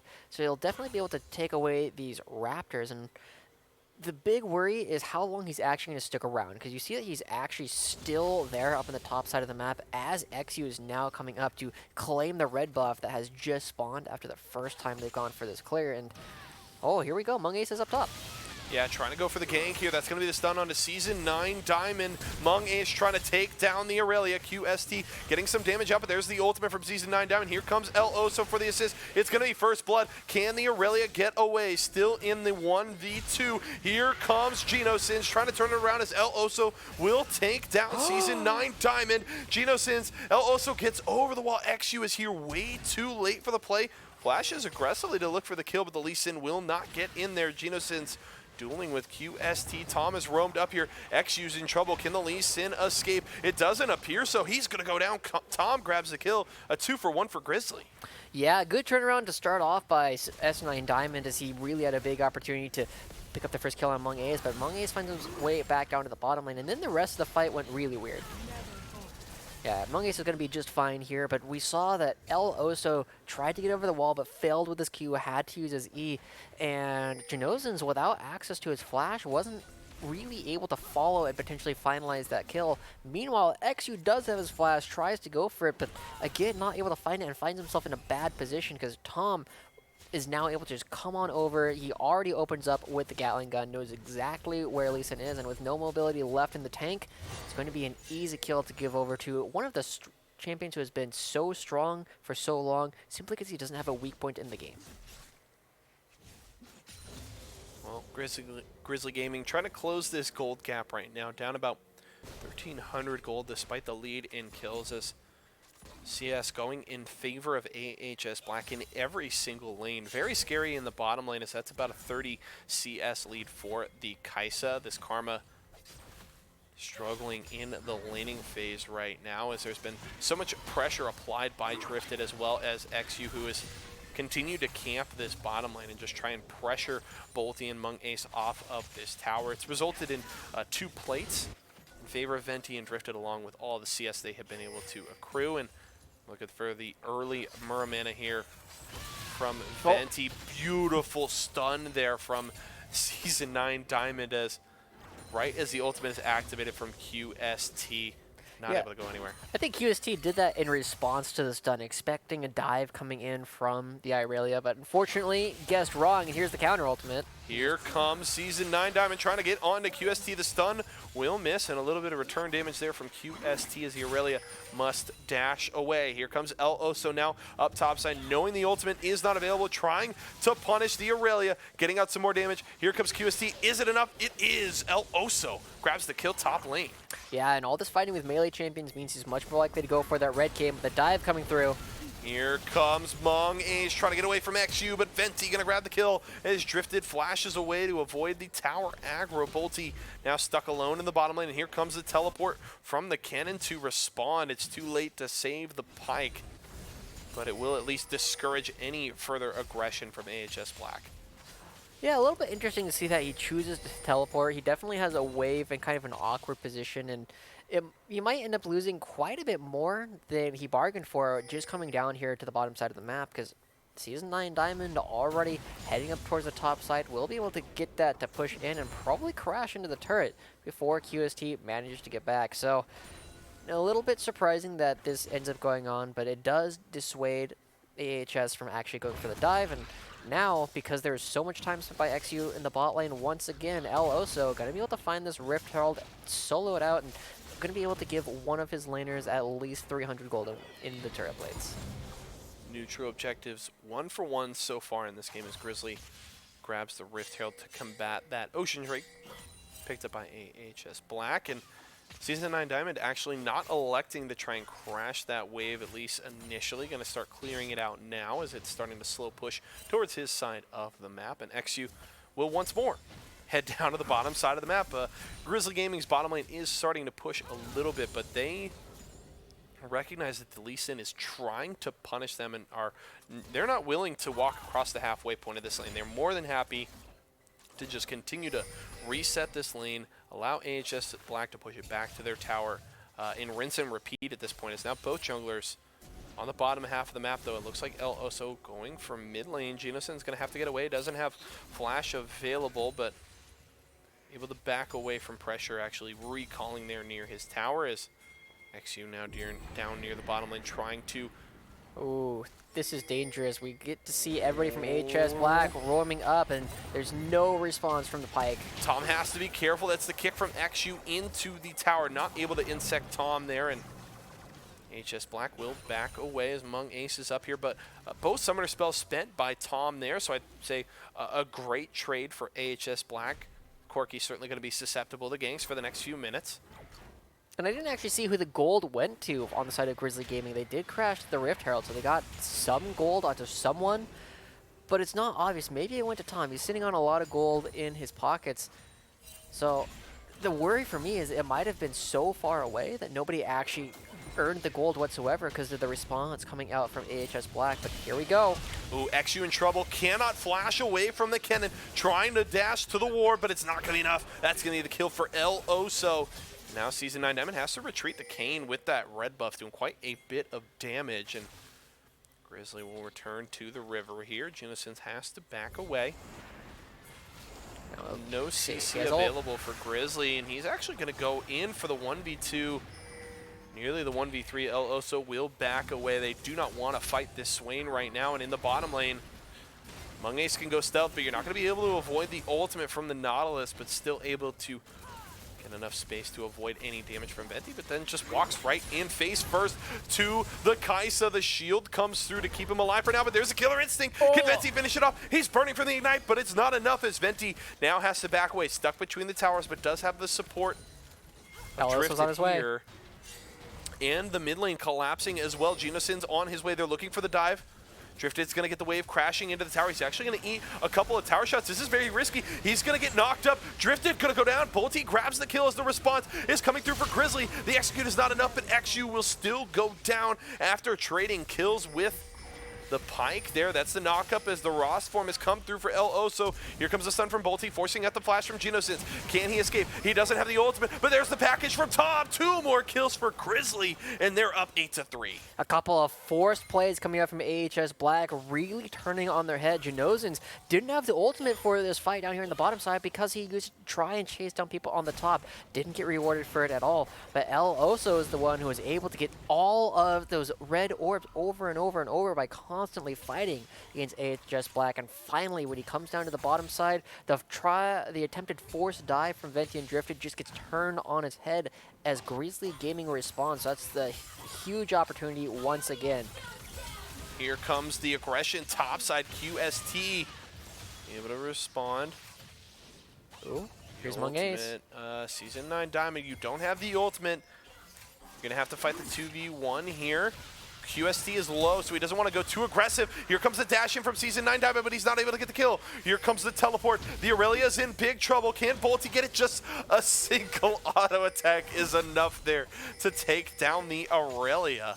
Yeah, it definitely looks like Bolty is going for the Glacial Augment build that you tend to see with all the slows. And if I remember correctly, he's still sitting on the Hextech Revolver, so that one auto attack actually doing a ton of damage now. It does look like he has finished the Super Soaker at this point. But now up into the top lane, they're going to be trying to trade the Dragon that fell on the side of AHS Black for this turret, but they're already behind the tempo. They already lost the first turret, and now XU with a bunch of members is going to be hitting the second tier of Grizzly Gaming. And We'll see if they're going to be able to take it. They have another wave coming in, and obviously they have a ton of damage with 2 major auto attackers. This is honestly a great trade for AHS Black, especially if they're able to avoid giving over any kills. Venti continuing to whack at that tower, and they will be able to escape. So that's a tier 2 traded for a tier 1 as AHS Black still maintaining a gold lead despite being down in kills. They lead in the gold department, have the 2 towers to 1 so far, as well as a couple of drakes. So while Grizzly Gaming has been able to make the plays happen in the kill department, AHS Black finding success everywhere else. Also, this is risky, getting collapsed on the 1v4. XU going to take some solid damage here. Can El Oso get away? Trying to retreat to the safety of his team, but that's the ultimate onto Tom. El Oso cannot get away. Venti grabs the kill. The execute will not land onto XU as Tom fires over the wall into Genosense. Here comes the teleport. Good dredge line, locks down QST, but that is XU going down, but another kill traded back as QST falls. Tom does not have the W to get over the wall. He's just trying to duel Venti, but that's the double kill for the Kaisa. Here comes more damage as AHS Black continues to chase. Bolty trying to run away, cannot escape from Genosense. He is going to go down here, gets the heal from his W, but it's not enough. Season 9 Diamond gets the kill there. Dash over the wall from Mung Ace as he needs to escape. but I think that's going to be it. At this point, they might try and chase him down. Pike is a little bit slippery and trying to go invisible. He can't execute at this point. He is going to end up getting hunted down and killed at some point. It's just a matter of time. There he goes. But this time, we see a very similar story to the previous fight, spelling out just this time in reverse. QST had to use the Slicing Maelstrom up on the top side of the map in order to try and take out Season 9 Diamond. This time he comes to the fight, doesn't have it really available, doesn't really have a whole lot of impact in the fight. In fact, just gets hit by a Nautilus hook and ends up dying. Of course, El Oso not blameless here either, going forward and putting himself in a 1v4 situation, and probably worse than that, getting the knockup from Nautilus onto Tom, locking down your primary damage threat for so much of the fight. And at that point, AHS Black just had more resources available to them, and now they've ballooned their small lead into a 3,000 gold advantage. Grizzly Gaming in big trouble right now as AHS Black performing very, very well. The Swain, not with the most impressive scoreline, just 1-1 in 3, but Genosense honestly more than happy to scale. 6 stacks already on his Rod of Ages, looking to build towards Azania's Hourglass. At this point, has the stopwatch in his inventory already, and grabbing those Mercury Treads, as we mentioned. Lots of magic damage on the side of Grizzly Gaming, and those Mercury Treads going to be very effective here as AHS Black looking to secure their 3rd tower. El Oso here for the defense. Here comes the rest of the team. That's a package on the Corki. Tom can go aggressive, but El Oso is so low. Here comes XU trying to kick back. El Oso's going to go down. XU has to get away. He's not going to be able to escape from Tom, but here comes Venti for the chase. Flash away from Tom will keep him alive. Venti actually eating a couple of tower shots here. Okay, he's going top. Teleport from QST, but a little too late to do much here, and AHS Black will get away. 5, make it 4,500 gold lead for AHS Black as the kills are dead even between these teams. Tom has to fly away on this Corki, very, very low there. Lucky to escape with his life. Season 9 Diamond looking to pressure in mid lane, looking for another tower to put in the pockets of AHS Black as Bolty has to deal with waves in the bottom lane. That tier 2 trade earlier in favor of AHS Black starting to pay dividends as they're having to just clean up minion waves in the bottom lane very consistently. Yeah, they really have been. It's been very interesting to watch how AHS Black, even though they're only just now catching up in kills, have had tempo this entire game. They've had control. They've been the ones dictating what's been going on around the map, and they've been doing a fantastic job of it. You've been seeing that QST, he's had a couple of interesting teleports so far this game. The first one down to the bottom lane to try and dissuade the AHS Black dive, and this time, most recently, teleports to the top lane to try and help out Tom and everybody else after the fight is already over to try and save the tower. So AHS Black doing a fantastic job playing around that one cooldown and making sure they're always in the right spot before Grizzly Gaming is able to bring their forces to bear. And it's gotten them a 2-turret lead, it's gotten them a 5,000 gold lead, and now they picked up their 3rd drag and a 2nd ocean for themselves. 3 drakes there, as you mentioned, for AHS Black as they continue to control the neutral objectives, and now hitting that 20-minute mark. Baron is on the table. And AHS Black may have the control to go for it. Over 5,000 gold ahead of Grizzly, as Grizzly is just trying to get a hold of this game.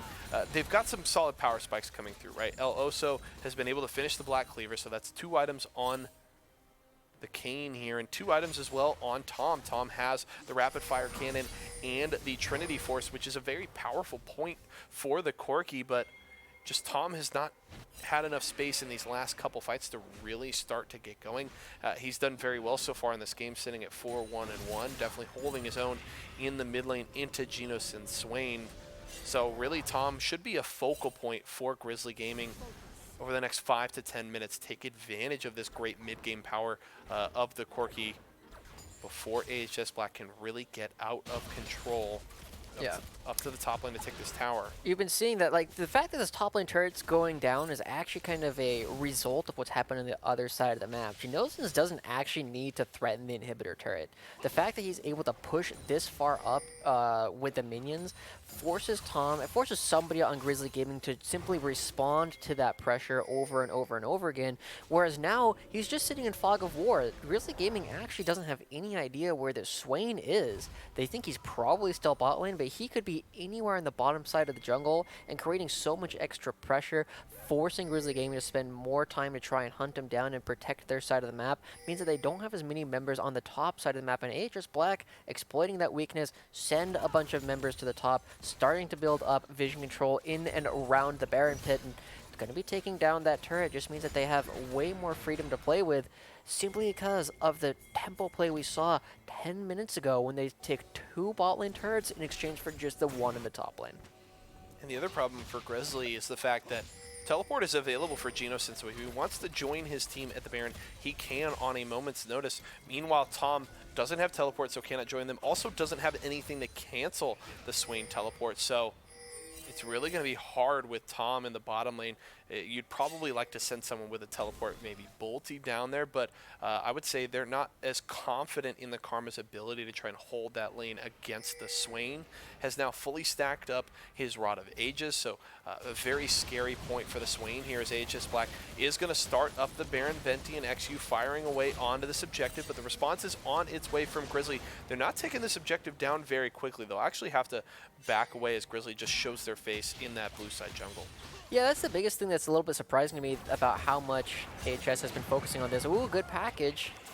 Cutting Genosins off here. Not going to get any damage from it, but Tom going to back away. Actually, it'll get a little bit of a burn there. It's nearly as good as a Rumble ult. Genosins trying to flash away. Can he get the sustain here? The ultimate will finish Tom off, and that is going to be the Zhonya's activated from Genosins. Also going to go for the ult. Should finish this off. It will be the 1-for-1 trade here, and AHS Black actually jumping the gun on the Baron means that instead of being able to respond here immediately, XU actually had to reset, had taken too much damage, and they aren't able to take the Baron because that would have been perfect timing. You get vision on El Oso on the bottom side of the map. You also see Tom spending the package, so a bit of a misplay here from the red side. Yeah, you kind of wonder where the misplay comes from. Is it from Genosens being greedy? Is it AHS Black not communicating the fact that they're giving up pressure? That's one of the things that you learn very quickly when you're starting to play fives at a little bit of a higher level, as that blue buff does go over to Venti. But you gotta respect what your split pusher is doing. You always have to give them the information. Hey, we're applying pressure. You can move forward now. Hey, we are backing away. We don't have pressure. They can collapse on you and they can kill you because we won't be able to do anything about it. The question then becomes, was it Genosen's fault for sticking around too long, or was the team just not letting him know what's up, as now another Baron's going to get started? And I don't think AHS Black is strong enough to do this on their own. They're bringing it in and they're keeping it leashed, but Grizzly Gaming has some big magic damage ultimates to play with. We'll have to see if they can get in here. Mung Ace continuing to hover around the pit, but Tom gets deleted. The Corki is off the table, and here comes the Aurelia here as well. Genosin's going to get the kill on Mung Ace. Also wants to get in the pit. Can he go for it? They just de-leash off of the Baron, but that's going to be the smite. They're secured by XU, and now Bolty trying to retreat, but caught out by Season 9 Diamond. That's going to be the stun for the Aurelia and the kill as Bolty will fall. It's a 4-4-0, and the Baron in the pockets of AHS Black. QST should be able to escape here. Season 9 Diamond going to go in for the dash, gets the stun, and gets the ace for AHS Black. Yeah, Season 9 Diamond just seems to have had QST's number this entire game, as now they pick up another turret in the mid lane. They should be able to pick up this inhibitor here, but just being able to force things out. They blew up Tom almost instantly, not having a whole lot of opportunity to do much of anything as now Among A's has to try and get out. But a beautiful attempt coming out from El Oso as well to try and steal the Baron. XU did kick him out, but not going to be enough when you still have the Blast Plant. You still have the Flash available, and El Oso was very, very close to actually taking that down. But now they're choosing not to leave. They have the Double Ocean, they have the Infernal, and they have the minions in order to try and take down yet another turret. Tom gonna get knocked up there by the Nautilus ultimate. They're gonna be able to lock him down with the Swain. That's the killer instinct into the backline, and Venti is godlike. The double kill for the Kaisa, looking to make it 3 as the cannon will fall. Another ace for AHS Black in this team who has lurked in the shadows of Late Night League all season, are looking for their day in the sun today. Week number 7 may be AHS Black's week. They're gonna take the Nexus and take the win over Grizzly Gaming. That might actually knock Grizzly Gaming completely out of contention for going to the Grand Finals. AHS Black is looking to stamp their ticket, and I don't know if you saw this. This isn't actually important, but it's really cool. Venti didn't have any assists on killing the Pyke there at the very end. He got that quadra kill, that last kill, entirely with his own damage on a full health target in less than half a second. Ridiculous there from the Kaisa. A couple of great performances from Kaisas tonight. It's looked like a very strong champion. We'll have to keep an eye on that in the champion select throughout the rest of the night. Grizzly Gaming will have an opportunity at redemption. With the double elimination setup, they will bump down to the loser's bracket, but it's not going to be an easy path because they're either going to be facing up against Alob or TFT Weebs down there to try and get their opportunity to move back up to the grand finals. So AHS Black really turning on and peaking at the right time. They get the win in week 6, and now they're looking to try and make it back-to-back and possibly move on to the grand finals. We will certainly keep tabs on how the points will shake out with the standings at the end of the night, but definitely some very interesting storylines to keep an eye on here. We're going to look to update you on the results of our other winners semifinal matchup, that game between TFT Weebs and Alob, as soon as we can. We'll see if that game is still going on. We'll probably try and jump over there at the first opportunity, but I want to go back a little bit to the Kaisa that you were talking about, because you're looking at how powerful this champion has been so far today, and yes, I mean, Intman looked fantastic on it. And then we just saw Venti having a ridiculous game. Yeah, he's looking super good on it overall. But so far from the games that we've actually been showing on the stream, this Kaisa has had a fantastic setup. Obviously, the first one, starting off the game with 2 kills, that's a pretty good way to start things off. Going back in your first back, you get a BF sword, a long sword, and a dagger. You basically have nearly a completed Storm Razor at that point. And this time, Kaisa is one of these champions that doesn't have the greatest early game. It's definitely playable, but going up against a Karma Pyke, which doesn't have any pressure to really threaten the Kaisa and the Nautilus, able to just kind of free farm, get a big lead, threaten to get a couple kills here and there, was really able to do whatever they wanted in. Again, didn't go for the Storm Razor this time, instead going for the Muramana as their first item, but definitely a big opportunity for them to really just be set up for success. We'll have to keep tabs on that. All right, we actually are going to jump over to TFT versus Alob right now. So thank you for sticking with us as we continue to follow the action here in week number 7. This game having a ton of implications here again as we continue week 7. Things so close at the top of the standings. We mentioned earlier, TFT Weebs, they are out of contention, but they are trying to challenge Alob here, but it may not be enough. They're down 11,000 gold here as Alob is looking to move on to face AHS Black. Alob going aggressive there on the Aatrox as they are able to break that middle inhibitor tower. So it looks like a strong game so far from Alob, heavily off of the back of great Lucian play from Intman, as well as strong play from his partner in the bottom lane on the Alistar, Urashi. Yeah, we see this lethality bars coming through once again, but the big champion I'm excited to see is Norcal. I mean, Norcal and Johnny Switchback, but Norcal is playing the Syndra. This is a champion that we saw some big buffs coming through, and ow, that was a lot of damage going off all at once. But this champion got a little bit more damage on the spheres, and also a little bit more damage coming out from the E to scatter the weak. It's not a huge buff, but this champion has been on the brink of viability for a long time, and now you see 5-4-1, still able to bully around multiple members, almost 100 to 0'd out the Kazakhs, but maybe not going to be able to deal with 3. Yeah, NorCal's in trouble here. Likey Mono is down here to help secure the kill, but he's still going to trade one back, taking out the Pyke in the 1v3, still able to trade a kill back there. So NorCal looking solid on the Syndra. Yeah, Likey Momo is going to be able to... going to end up going down. NorCal gets the ultimate barely at the very end, but this inhibitor turret, or the inhibitor turret's already gone. The inhibitor is still alive, but with 4 members coming in and no ultimates, here we go. Yurashi going in, he's gonna lock down Qatar, and Ant-Man gonna grab the kill, going just huge on this Lucian. Wonder Ginger gonna get pulled back in, burning from the Ignite, and Alob's gonna take that kill, looking for more here, as Ant-Man is legendary. They're gonna take that middle inhibitor. Yoo-Hoo Maniac's gonna go down as Johnny Reborn will go with the Lee Syndrome and take that kill, able to escape with his life as well. Ant-Man wants more, eats a couple of tower shots there, has to be careful, but Yurashi wants more, trying to lock down Likey Momo. Here comes the Lee Sin, Johnny Reborn going under tower, able to finish off the kills. Yurashi tanks the tower, that's the ace, and Alob is going to be able to finish off this game. They'll move on to face AHS Black in the Western region, round 3.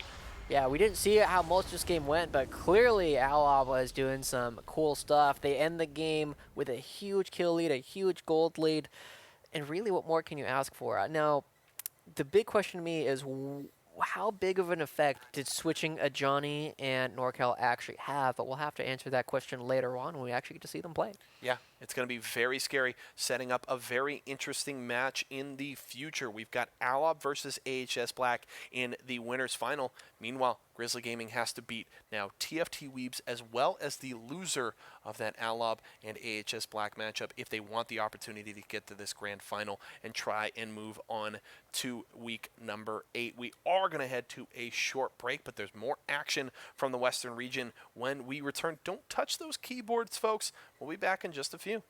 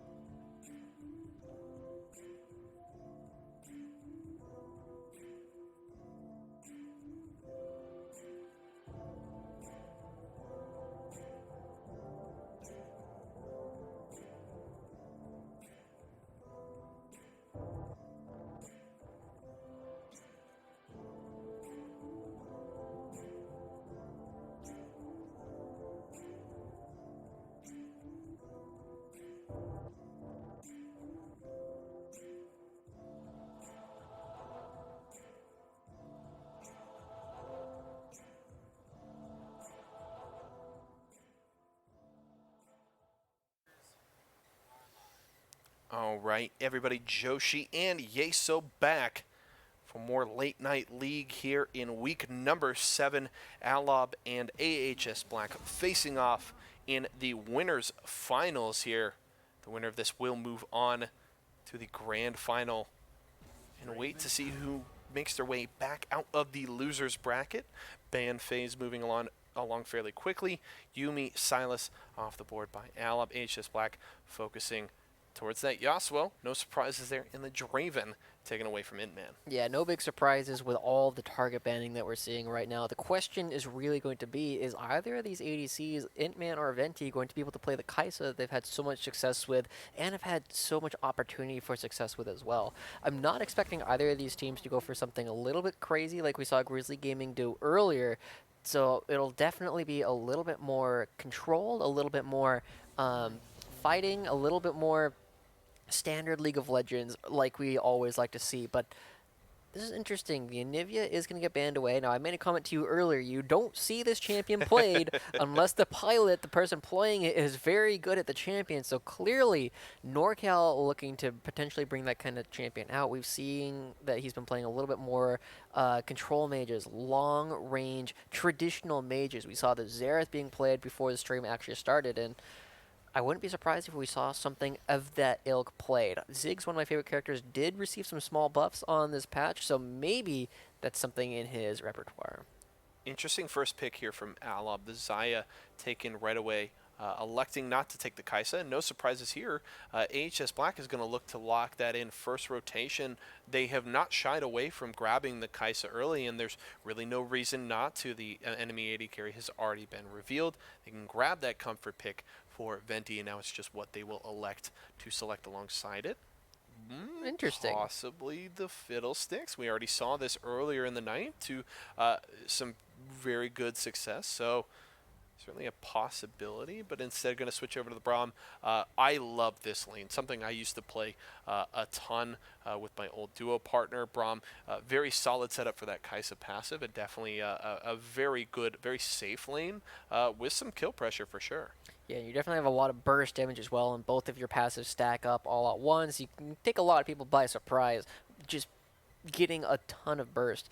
I'm a little bit surprised that they chose to pick both members of their bottom lane this early on. I'm also a little bit surprised that Alistar is not actually a Rakan, but fair enough. Both these teams opting to go round that out relatively early, but this means that there are lots of big priority picks for both sides, and I think both teams are very focused on trying to find themselves some big counter picks, but only one team is going to be guaranteed a counter pick, and that's really going to be AHS Black. They can save things till the very end, and so it's really going to be on Alob's side to present a couple of flex picks that the side of AHS Black doesn't know where they're going or who they're going to be piloted by.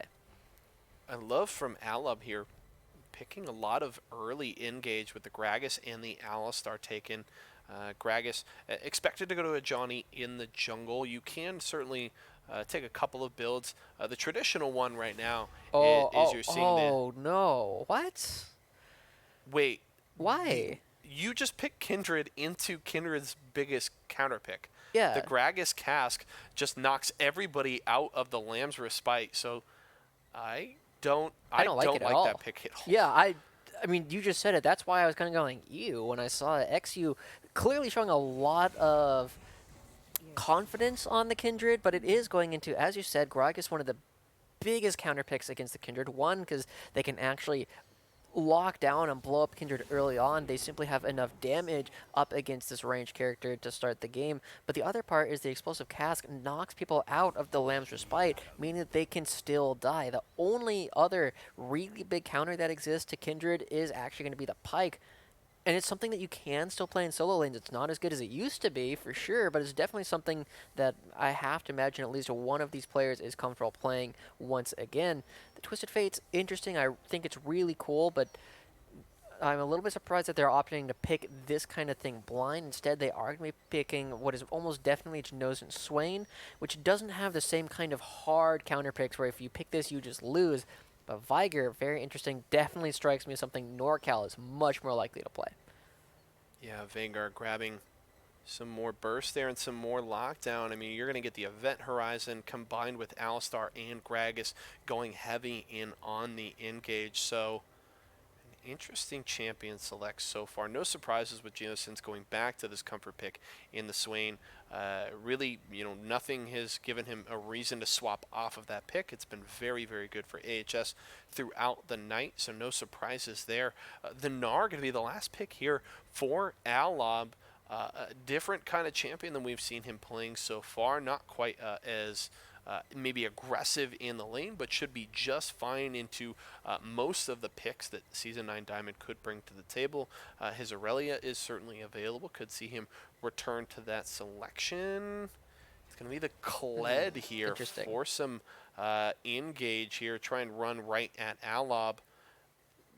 I don't know about that pick either, because if the Kled activates the charge and just tries to run at Alob, you're going to be hard-pressed to follow that up, because it's going to be very easy for the Veigar to just drop the Event Horizon and deny a lot of that follow-up from the rest of AHS Black. So I really don't like the champion select from AHS Black outside of their bottom line. I think top and jungle really is not what they needed in the rest of this composition. I think I like the Kled because I don't think it's possible for AHS Black to really get strong team fights with their composition as it is in the first place. And Kled versus Gnar, I have to imagine that Alob and Intman are going to trade here in just a moment. But Kled into Gnar, for Gnar, it's always a skill matchup. You can always outplay the Kled. But for Kled, you can get ahead and just start blowing the Gnar up. Right, it stops becoming a skill matchup if the Kled gets ahead, whereas Gnar is always focused on trying to outplay the opponent in this matchup. So if Season 9 Diamond can really spend a lot of his time in what will eventually become the new top lane and the bottom lane, it's going to be giving them a lot of opportunity to really push around Alob if they're able to get a couple of kills early. If XU has some effective ganks against Alob, they can get a lot of mileage out of this pick. But I do agree, it's a little bit scary to actually pick the Kled into the rest of the composition that Alob has already picked up, and really the biggest thing that I see it doing is split pushing, because you can't get on Intman, you can't really do a whole lot to NorCal unless you think that you can single-handedly kill the target with all the peel that's available between a Johnny and Yurashi. Yeah, I think this is going to be just a very difficult composition to execute on. One thing I'm curious about will be the build path for Alob, because you can kind of go two different ways with the Gnar. You can build heavily for the 1v1 and the split push, or you can build maybe a little tankier, play more for the team fights and working with your team. I think either build is fine in this game. I'd probably prefer to just go heavier for the team fights, play around Intman and NorCal, and just try and set them up for the success. Because if you're getting the Gnar into these team fights and getting great 2, 3, 4-man ultimates into the wall, it makes Intman and NorCal's job so much easier with the AoE damage they bring to the table. But we'll have to see what Alob wants to go for. Knowing him as a player, I would lean more towards the split push, but we'll see kind of which way that team wants to go. But a very, very interesting setup here coming out of Champion Select. A lot of points to look at between these two compositions. XU has been a great jungler throughout the season and has looked very good tonight. So we certainly don't like the pick in a vacuum here in Champion Select, but he has continued to perform throughout the night. He's been very, very good on multiple picks, and I mean, that's a Grandmaster jungler right there who has been, he can perform. So if he's feeling confident on the Kindred, I'm willing to give him some of that trust right now and see how he can play. But he certainly didn't make his job any easier with the compositions he's going to have to play. I mean, that's kind of the thing that I'm looking at is we've already seen him perform on so many different champions so far tonight. Why pick a bad matchup for yourself when a trip to the grand finals next week are on the line? I mean, you already showed the Graves. Graves isn't the best thing in the world right now, but he's definitely a very playable jungler. There's things like Rek'Sai still on the line. Jarvan is another big jungler that we've seen him play in the past that has a lot of impact on the game. And it's just kind of a little bit surprising. So I'm curious to see how this team really functions now that they've kind of put themselves in an odd spot. I mean, obviously, at this level of play, there's always the win condition of just win your lanes. I mean, that's it. If you just win every Win single win lane, game. you're going to be in such a massive position of power. You pick up dragons, you pick up the rift tile, you get a bunch of early towers, and so you have gold to play with. And if they can do that, they're going to be in a fantastic spot. And Kindred, despite the fact that she has this massive scaling potential, also has some very powerful burst ganks simply by throwing the E onto targets. Yeah, so there's certainly a possibility here for XU to perform and be a big part of carrying AHS Black into the Week 7 Grand Finals, which is definitely what they're looking to do. They would prefer not to have to go down to that loser's bracket. Obviously, they got a great game against Grizzly Gaming just a little bit ago, but I think they wouldn't want to test their luck having to face off against Grizzly again because I don't think Grizzly is going to have a goofy draft like they did earlier a second time around. But we'll have to see. 5-man invade here from AHS Black. You mentioned it earlier in the broadcast. Baram, one of the strongest level 1s you are ever going to see. That passive on him, the concussive blows, is so powerful in locking people down at level 1, and you always take that winner's bite to try and set that up. So Alab trying to just absorb that invade, back away from the pressure, and it will just be wards set out by AHS Black. Yeah, a little bit interesting, a little bit of a scuffle going on, but the counter ward is available. NorCal does walk over and put it down on the opposing team's red buff. Also gets 1 AP, just walks up, presses Q on Season 9 Diamond, and says thank you very much. But this is going to be a little bit of an interesting game. Now, you'll notice that XU chose to go Conqueror on the Kindred rather than something like the Halo Blaze or Press the Attack that you often see in order to get some early power off, right? The Conqueror is definitely something that you're looking to make really powerful in these extended fights, and now they have 2 80 carries and they have a Braum, but they're walking into a ward. So Johnny Reborn and the rest of Alab will spot this out. The question is, they can stay around and try and contest this. The red buff is going to actually Fully release. resets. Yeah, it resets here. So really this is just both junglers wasting their time as well as the bottom lanes. Both teams are losing out on this trade, so it's really going to be whoever can get the kill or the buff will significantly win and punish the other side. Watch the mid laners. This is who we're really going to have to pay attention to see who can come here first and tip the scales. NorCal has a little bit of a stronger push on the Viger and is closer, but his team's taking a little bit more damage, and now Viger's the first one coming over. He's level 2. They might be in a really bad spot. Oh no, there's the Event Horizon. They're going to lock down XU. Beautiful knock-up from the Alistar. A lot of damage on Irashi, but he's going to get in and secure first blood. It's 1 for 1 so far, as Drifted will get away. Does Alab want to continue to go? No, they will allow AHS Black to head back to lane. So, okay, we're 2.5 minutes into the lane, into this game. Neither AD carry has any CS. Mid lane, NorCal was able to get down and be a big part of that play. And Irashi securing first blood thanks to the Ignite. Goes down immediately after, but I think he's happy to trade that. So we'll see what he's able to pick up heading back from base. But a very interesting, very long level 1 from both teams. Yeah, I think at some point both teams realize that if they lose that red buff, they've wasted so much time that it's going to be super, super difficult for their jungler to get back in the game. And that's why you saw such a big focus on it. And that's why I said watch which mid laner comes first, because once you have the 4v3, I mean, at this level of play, auto attacks do a ton of damage. It doesn't matter what character you're playing. Even the Viger is going to come out and just hit like a truck with his auto attacks. But we have to pay attention to where the kills actually went. One of them went over to Irashi, the Alistar. One of them went over to Venti on the Kaisa. That is such a huge difference in effective gold that they spent. But here we go, the dismount. Season 9 Diamond actually able to turn around on the Kled, and thanks to XU showing up in the top side, Alab forced the flash away. It is the fleet footwork picked up by Alab here. That would... doesn't tell us much. Yeah, it doesn't tell us much. I don't think it doesn't say anything about the build. It just gives him that more sustain in lane, so he can kind of hold his own if Diamond wants to go in aggressively here. Diamond wants to try and remount here, trying to activate his passive. Alab going to try and keep his distance, maintain that range advantage, but that is Diamond able to remount onto Skarl. And we do have to note, Irashi was able to go back and upgrade his support item, so that just means better income for the Alistar in this lane and a little more tankiness for him. So not going to feel too bad there. A bit of the item advantage for Alab in the bottom lane. Yeah. You know, as a 4-season Gnar main, I really want to see Alab going for a fairly traditional build, like a black cleaver and a frozen mallet, and then this last one might be a little bit weird, but a Warmogs as his third item. And the big reason is you're looking at Season 9 Diamond, what is his main win condition, is really going for this big split push. So the black cleaver, frozen mallet, kind of your core items that you see on this champion almost every single game. You like all the stats, you like having the slow, it's good in both team fights, but it's even better in split pushing. And the Warmogs means that even if you're playing up against Season 9 Diamond, he can never kill you. You just jump away, he has to 100 to 0 you through a Warmogs and 2 more health items. You're just going to regen up and always be in a spot where you can threaten the teleport later on. Solid damage there onto NorCal as Genosin's able to just step Oh, around Xy's here.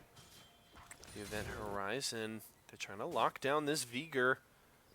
Here we go, he still has flash. It's available, but he's actually going to get caught by Genosins. This is big trouble. Flash shouldn't get him away here. It's too late. XU grabs the kill onto NorCal. Yeah, holding the flash for just a little bit too long does mean that neither XU nor Genosins has to blow theirs in return. And now XU still sticking around. Didn't see where the mark is. It is actually going to be on the Gromp, and now finds himself with Alab. Oh, yes. He has the support of his top laner as Johnny joins Alab there. Season 9 Diamond there to escort XU out of trouble. Good job overall coming from a Johnny to make sure that Kindred doesn't pick up the mark coming out on the Gromp. Now the big numbers you're always looking for with Kindred are 4 and 7 in stacks. 4 is the big one where you get the first range increase and a little bit more damage, where you really start becoming a regular champion. You're a little bit weak in everything else but ganks, but when you hit 7, that's when you get the second range increase, and that's when you're starting to look at rangers on par with characters like Ashe, where you just become this really long-range AD carry that is very difficult for a lot of other characters to deal with simply because of how much damage you're able to put out. So pay attention to those numbers as the game starts to go on. 4 stacks, you're no longer a glorified cannon minion. You are actually a champion. It's the best part. I love getting to play League of Legends. Alab is going to go Mega Gnar here. Has the ultimate available. Season 9 Diamond has to be careful here. He's not level 6. Is going to be forced to dismount, but he's getting a lot of good damage in the trade. He's going to go for the remount. The stun comes through, but it's not enough. Alab's in trouble. He's going to go down the solo kill for Season 9 Diamond. And you saw how close that was. This is that skill matchup, but with the power of the priority in the bottom lane, you see AHS Black's the first one to the dragon. Oh, Urashi getting in with the headbutt, pulverized combo, and a Johnny Reborn going to get the kill in the 2v3. They were even taking aggro from the Drake there, but still able to get the kill and push AHS Black off of this objective. Now NorCal's here. He's looking for Drifted. He's going to look for the ultimate. It takes out the Brahma kill onto NorCal's Veigar. Oh man, that's a bad situation for AHS Black. They lost a member. They lost 2 members in that little bit of a scuffle going over to Alab. So the gold is now slightly in Alab's favor, but importantly, picking up the Infernal Dragon for a character like the Veigar is incredibly impactful. He's already going to get this massive amount of AP, and just having a multiplier on it, no matter how small it is going to be so impactful as the game continues to go on. It makes this eventual 100 to 0 even more likely, and it's just going to make it happen earlier and earlier.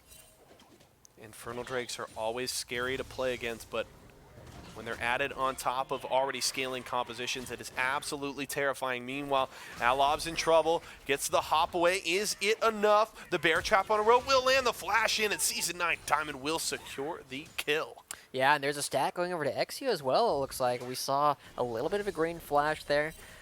But we see why this is kind of a skill matchup for the Gnar, right? He has so many opportunities to outplay the Kled in the 1v1, and he almost got the solo kill previously. But if you get put behind, you start getting run over. 2 kills already for Season 9 Diamond means that for at least the next about 10 minutes or so, it's going to be very dangerous for Alab to walk up to this lane at all, because Season 9 Diamond, as long as he has ult up, can just go.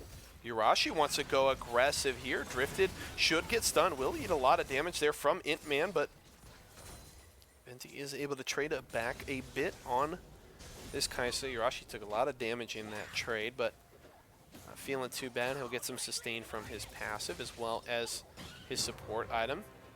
Season 9 Diamond going to be forced to dismount. Eats a couple of tower shots. This is big trouble. Alab's going in. He's near Mega, but not enough damage. The burst from Season 9 Diamond will get the solo kill. Yeah, that was a little bit surprising, but now we see XU with support of his top laner going to be going in.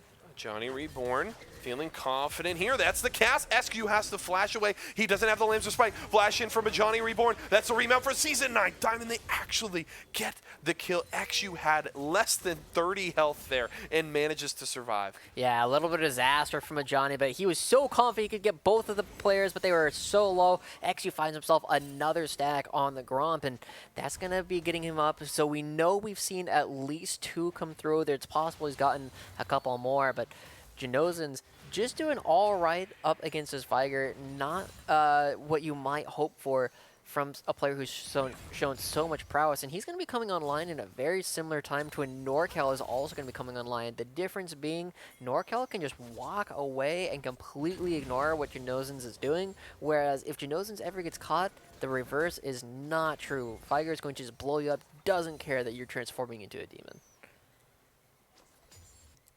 Yeah, no other demons on his team means he won't get that mana burn buff. So that's a big sad for Geno Sins there. You got to build that. You got to build that comp, man. Get synergies. Synergies are important.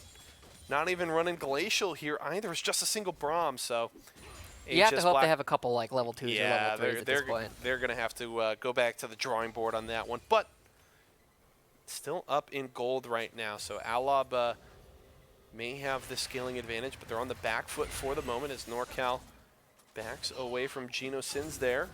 XU gets another stack as well. He's able to have the smite. NorCal was already just starting to take care of the Raptors, and XU just shows up at the right time, takes it for himself, and that's at least 3 that we've seen. At some point, we're going to have to check and see what number he's actually at. The Rift Herald goes down, this time in favor of a Johnny Reborn, just going to be doing that all on his own, and here we go, XU. Oh, XU just lucky that NorCal had absolutely no mana after using the Event Horizon there. Otherwise, he had the ultimate available, and XU could have been in a lot of trouble there, but able to escape with his life. And now going to head top lane, possibly looking to set up a dive here onto Alab. This is interesting. Early aggro going to be taken by the Kled. Is going to ult out to try and chase down Alab. He's just going to burn down there by XU, finishing off that kill, and that's another kill in the pocket of this Kindred, who we were scared, right, coming into this game. But I think the great part so far is, apologies, a little spaghetti code there. Game freezes there for a moment, but NorCal just backing away. We were concerned how this Kindred was going to work out, but really has been avoiding teamfights. Beautiful ultimate there from a Johnny, but he may not have the damage to finish off Season 9 Diamond. Season 9 Diamond is going to get the ultimate there from XU. XU backing away from tower. That is going to be the kill onto the Gragas, but NorCal able to trade back, takes down the Kindred. He has the mana now. Looking for a second kill. Season 9 Diamond trying to back away. He's not going to be able to escape. That's the shutdown for Alab's Gnar. Really cool play coming out from XU and Season 9 Diamond. They throw down the Lamb's Respite to make sure that Kled is able to get the remount. Unfortunately, it also buys a ton of time for Johnny Reborn to do a little bit of damage, get them low, and NorCal is able to teleport in and pick up a couple of kills. So overall, net neutral for AHS Black, and they lose out a little bit, and it puts Alab kind of back in the game. Now, one of the interesting things that you're seeing is this isn't a common build you see on Kled, except for the fact that he's going up against Alab on the Gnar. Gnar has so little health when he's in the mini form. He has so little armor that the lethality cuts through it so quickly, and now with the teleport behind him, Gnar is going to be in a very tough spot.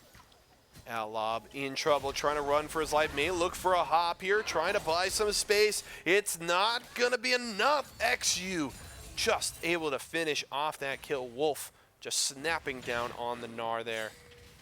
We see another dragon spawning, and with the jungler top lane, you know what that means for Alab. They're going to have to see if they can pick up this mountain dragon. They did have priority. The wave was pushed in, but they're going to be losing the top lane turret, and even if they pick up the second dragon, it's only a bit of a consolation prize, as this gold lead is starting to get pretty significant. Already up to 3,000 gold at only 13 minutes into the game, and with the Rift Herald already being used. Johnny has it. So that's kind of the one thing that Alab can rely on is there's obviously the standing gold of the towers, and they can try and get that gold in their pockets with that Rift Herald. So one bright spot for Alab to rely on right now, and obviously have the scaling inherently in their comp, and then added on with the Infernal Drake. So there are opportunities here for Alab, but AHS Black certainly firmly in control of this game. Yeah, it's definitely a situation where HS Black, they want to try and end this game before Viger eventually one-shots one of their other members with a 60-second death timer and then just forces a couple of big team fights, takes a couple of objectives. Whereas Alab, they're kind of happy to let this game go as long as Alab, the player, is doing all right. He's currently 1-5 on a Nard, not something that you're excited to see whatsoever. And he's got the Black Cleaver, but again, the lethality coming out from Season 9 Diamond means that he is going to try and fight specifically this Gnar over and over. Whenever he sees the mini form, he's going to dive onto it every single time. And now, freed up from the top lane, start looking for this charge in other parts of the lane, because he's still got the damage to blow up any single target he wants.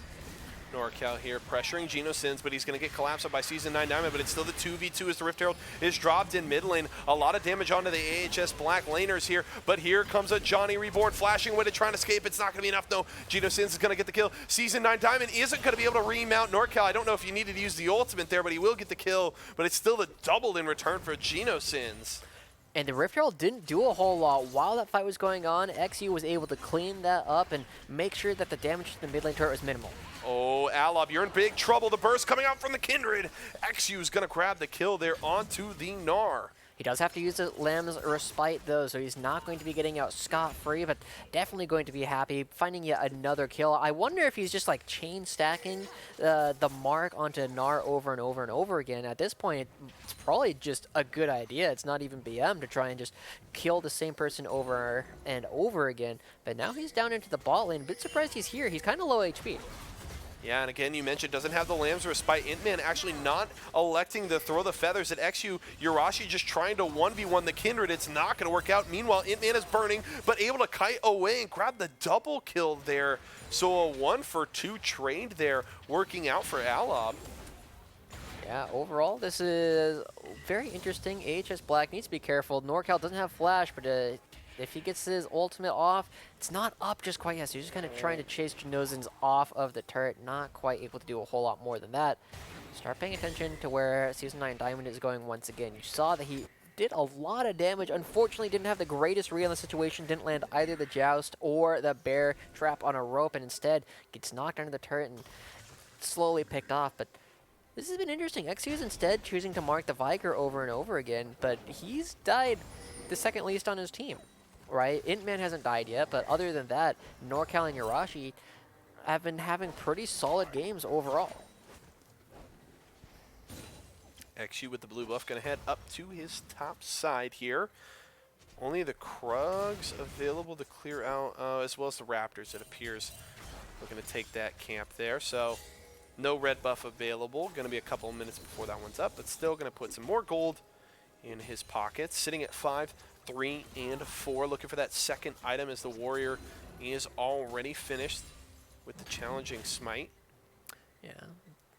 I mean, this makes sense, right? You're going with the Conqueror, you're trying to get as much extra damage and healing as possible. Goes for the BF Sword, almost definitely going for the Infinity Edge as his second item. But look at how far back Alab has to play. Look at the item difference that he has up against Season 9 Diamond. And as soon as Season 9 Diamond sees that this is a mini Gnar once again, it's going to be a very tough time. He has access to the charge, and no, I guess he's going to potentially just run around and potentially look for a charge somewhere else. But it's been interesting. With multiple turrets down, Alab as a team seem a little bit confused as to exactly where they want to allocate their members. You've been seeing NorCal oscillate between the mid lane and kind of moving to the bottom half of the jungle, but he has to be very careful because he can't really be here. Ooh, Intman has to back away there. Drifted going aggressive, but enough damage coming out from the Xayah at the front end of that fight to discourage any further aggression. NorCal going to take a lot of damage here. The burst comes through from XU. The Lamb's Respite was available and used there to save XU's life. Meanwhile, in the bottom lane, a lot of damage onto Venti, trying to take out Intman, who will drop turret aggro and just able to finish off the kill with the Featherstorm. Now Urashi not able to get the combo there, knocking away. I believe that was Drifted, yes. Little flash away and is going to go down there. The Alistar falling now. GenoSins looking for more. Johnny Reborn trying to get away here. Alab is in big trouble. Here comes the charge down to the bottom lane. Season 9 Diamond going for the dive here. Very aggressive, but has XU for the follow-up. Season 9 Diamond backing away. Alab just trying to hold near this turret, but it's the double kill for the Kled. And AHS Black is popping off. Oh, Johnny. I mean, he wants to get the execute, but he was hit pretty recently by Braum, and yeah, the assist is there as well. So overall, even though it barely goes in their favor, a huge win coming out from AHS Black, and XU going to be trying to solo this out. I mean, he does get HP back on all of his auto attacks at this point, and with the smite, I think he has a smite available. Yeah, he does. Going to be able to take that up, and now NorCal. Oh, yeah. When you see Kindred that low, you just walk in and ult him. Season 9 Diamond's going to get in here and remount and take down NorCal, so it's a 1-for-1 trade. But Alob able to get in there. Not able to secure their third Drake. AHS Black does even the count up on those Infernal Drakes here. It's important to remember that one of the big changes to Dragons at this point, almost a season ago, maybe even longer, is that the first dragon matters way more than subsequent dragons. The difference between having one dragon, or 0 and 1 dragons, and 1 and 2 dragons is literally half a dragon. Right, so if you get the 1, you're going to be way stronger, and evening that up, even if one of these teams gets a second Infernal Dragon, it's not going to be nearly as much of a difference as it would be otherwise. But still, 5,000 gold lead going in favor of AHS Black. They're currently making better use of the Infernal Dragon simply because they have more damage underneath their belts across the map, but that won't always be the case. We still have to remember Viger literally infinitely scales. There are ways back into this game for Alob, but they're going to need to continue to funnel gold into NorCal and Ant-Man. And they're going to have to stymie the bleeding here as XU and Genosins. Genosins doing all right so far in this game. 2-0-6, respectable scoreline, scaling up on this Swain. It's really been XU and Season 9 Diamond playing Bash Brothers throughout this game, just going all over the map, continuing to punish Alob on this Gnar, who, I mean, at this point with this deficit that has been built through the laning phase, really should almost never have any agency in a side lane at this point. It should heavily be dominated by the Kled, who's now sitting on 2.5 items, going full lethality with his first 2 buys, grabbing that Duskblade of Drakthar as well. So that's a very scary Kled to 1v1. Yeah, it really is. I'm actually kind of curious what Alob is going to be building with the items he currently has available to him. He's got a Ruby Crystal and a Chain Vest, and the 2 items that there are the 3 items that those build into that I can think of off the top of my head. Knight's Vow. Yep. That is the first one. Sunfire Cape. And Deadman's Plate. Deadman's Plate, yep. None of which Gnar really wants.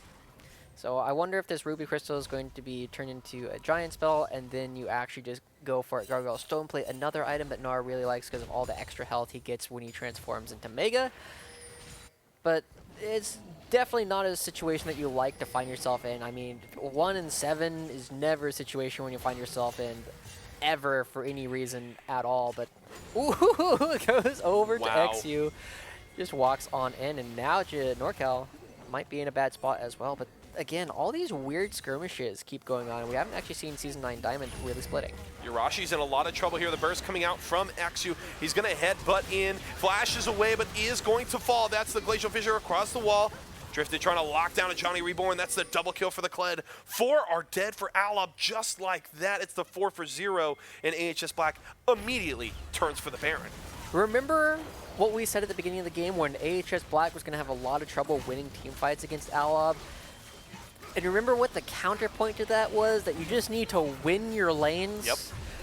Yeah, AHS Black has definitely done the second part of that. They have a couple people who are absolutely massive and can just kind of run through the enemy team. The lethality build has been showing, I mean, Season 9 Diamond, it's not only to kill Alob. Did you see how quickly he ran through NorCal and Ant-Man's health all at once? Like, they didn't have a chance to do much of anything. Bear Trap on a rope, still killing Ant-Man through the Featherstorm, and it's a very difficult situation overall, and everybody else just following up with the massive movement speed provided to them by the charge. It's funny because we talked so much about how the Gragas is such a heavy counter to the Kindred, right? And it's really about playing around the Lamb's Respite. You can knock everybody out of it, but the problem is XU has only ever used his Lamb's Respite when they've been tower diving. And by that point, Ajani has been dead almost every time. Granted, he was able to punish it a couple of times earlier, but at this point, XU was just so far ahead as Yurashi's just going to get deleted there. Venti going to grab that kill. Ajani Reborn soon to follow here, uses the ultimate to try and buy some time, but the Killer Instinct will help secure the double kill for the Kaisa here, and XU gets one more onto Alab as it's just Intman and NorCal to defend. XU has been just building such a massive lead on this Kindred that it's never mattered that a Johnny Reborn counters him, because you never get the opportunity to play around that mechanic. He's now just in the base again of just tower shots forcing him to Lamb's Respite and gonna get the kill onto Intman. They're gonna break the base wide open, and with the Baron buff they've already secured, they can look to continue pushing. They've got a little bit of a minion wave. They're gonna charge up to this top lane towers. NorCal trying to defend. Yurashi going in 1v3. It's not gonna be enough. Another kill to XU here as NorCal's gonna fall as well.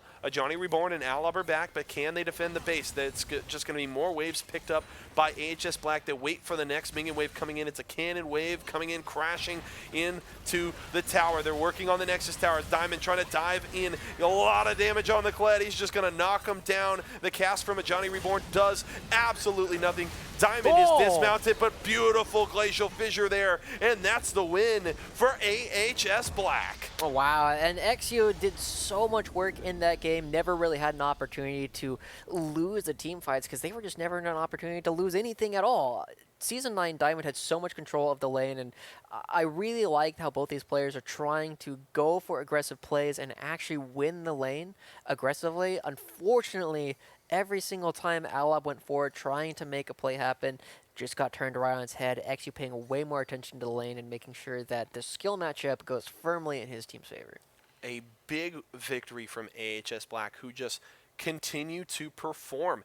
They are now charging their way to the top of the standings. They will sit in the Week 7 Grand Final, and now they'll just have to wait for the losers bracket. The other game that was going on was that losers semi-final, which was between TFT Weebs and Grizzly Gaming. We will have that result for you as soon as possible. And we are just going to wait then for that losers bracket. Now, Alab will have an opportunity at redemption here. They will play the winner of that game there. So we will update you as soon as we get that one. And just a really interesting setup here. We get to follow this storyline of AHS Black.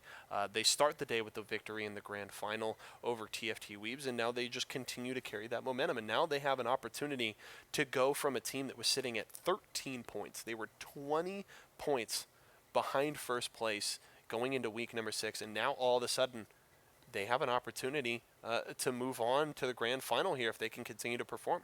Yeah, and I think we end up learning that TFT Weebs were the one that actually took down Grizzly Gaming. Wow. If I'm understanding that correctly, and that's huge. Grizzly Gaming were the ones who were at the top of the standings, and now in the double elimination bracket, when they get eliminated in what might be I think that's 4th.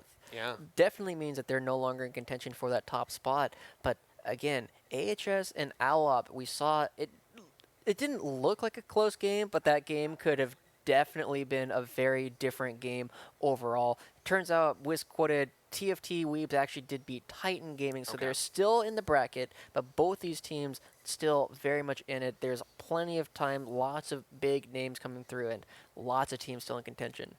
Yeah, definitely a big win there for TFT Weebs. And I mean, if you're AHS Black, you're the biggest TFT Weebs fan right now, right? Because you know that no matter what TFT Weebs does, they cannot challenge you at the top. So if they could just run roughshod in that losers bracket, knock out all these other teams at the top of the standings, then it just makes AHS Black's teams a job a whole lot easier. And they already beat them once earlier in the day. I think they would be very confident going into a second matchup. So very, very big fans of TFT Weebs. There are AHS Black. We'll see if they can give them any more help throughout the night.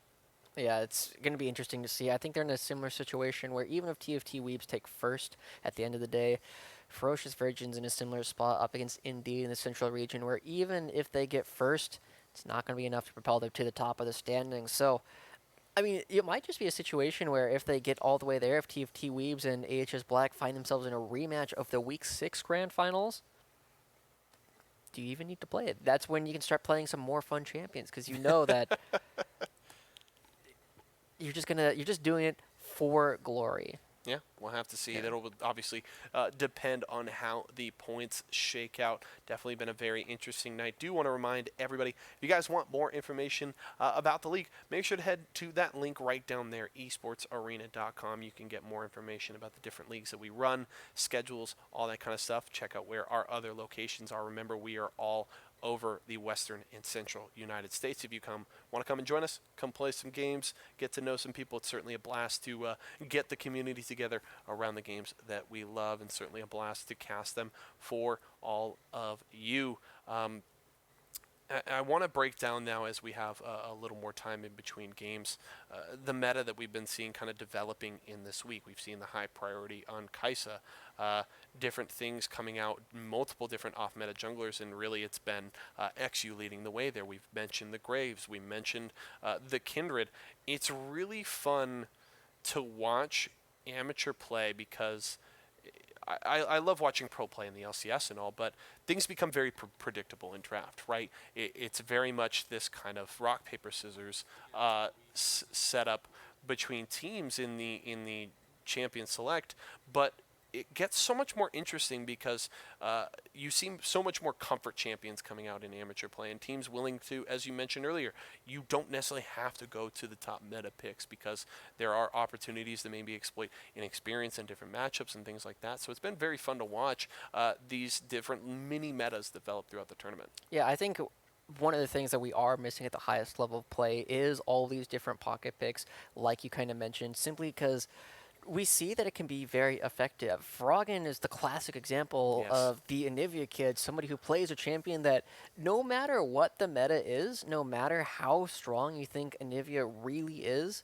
he's able to play it. He is willing to bring it out, and he'll just randomly have opportunities where he's just going to have an opportunity to show that you have to respect this pick at all points of the game. And we've kind of lost that in the professional scene. So I think it's really something that we ought to see a little bit more. But going back to the scene that we're currently looking at right now, there's lots of opportunities for people to bring out different things.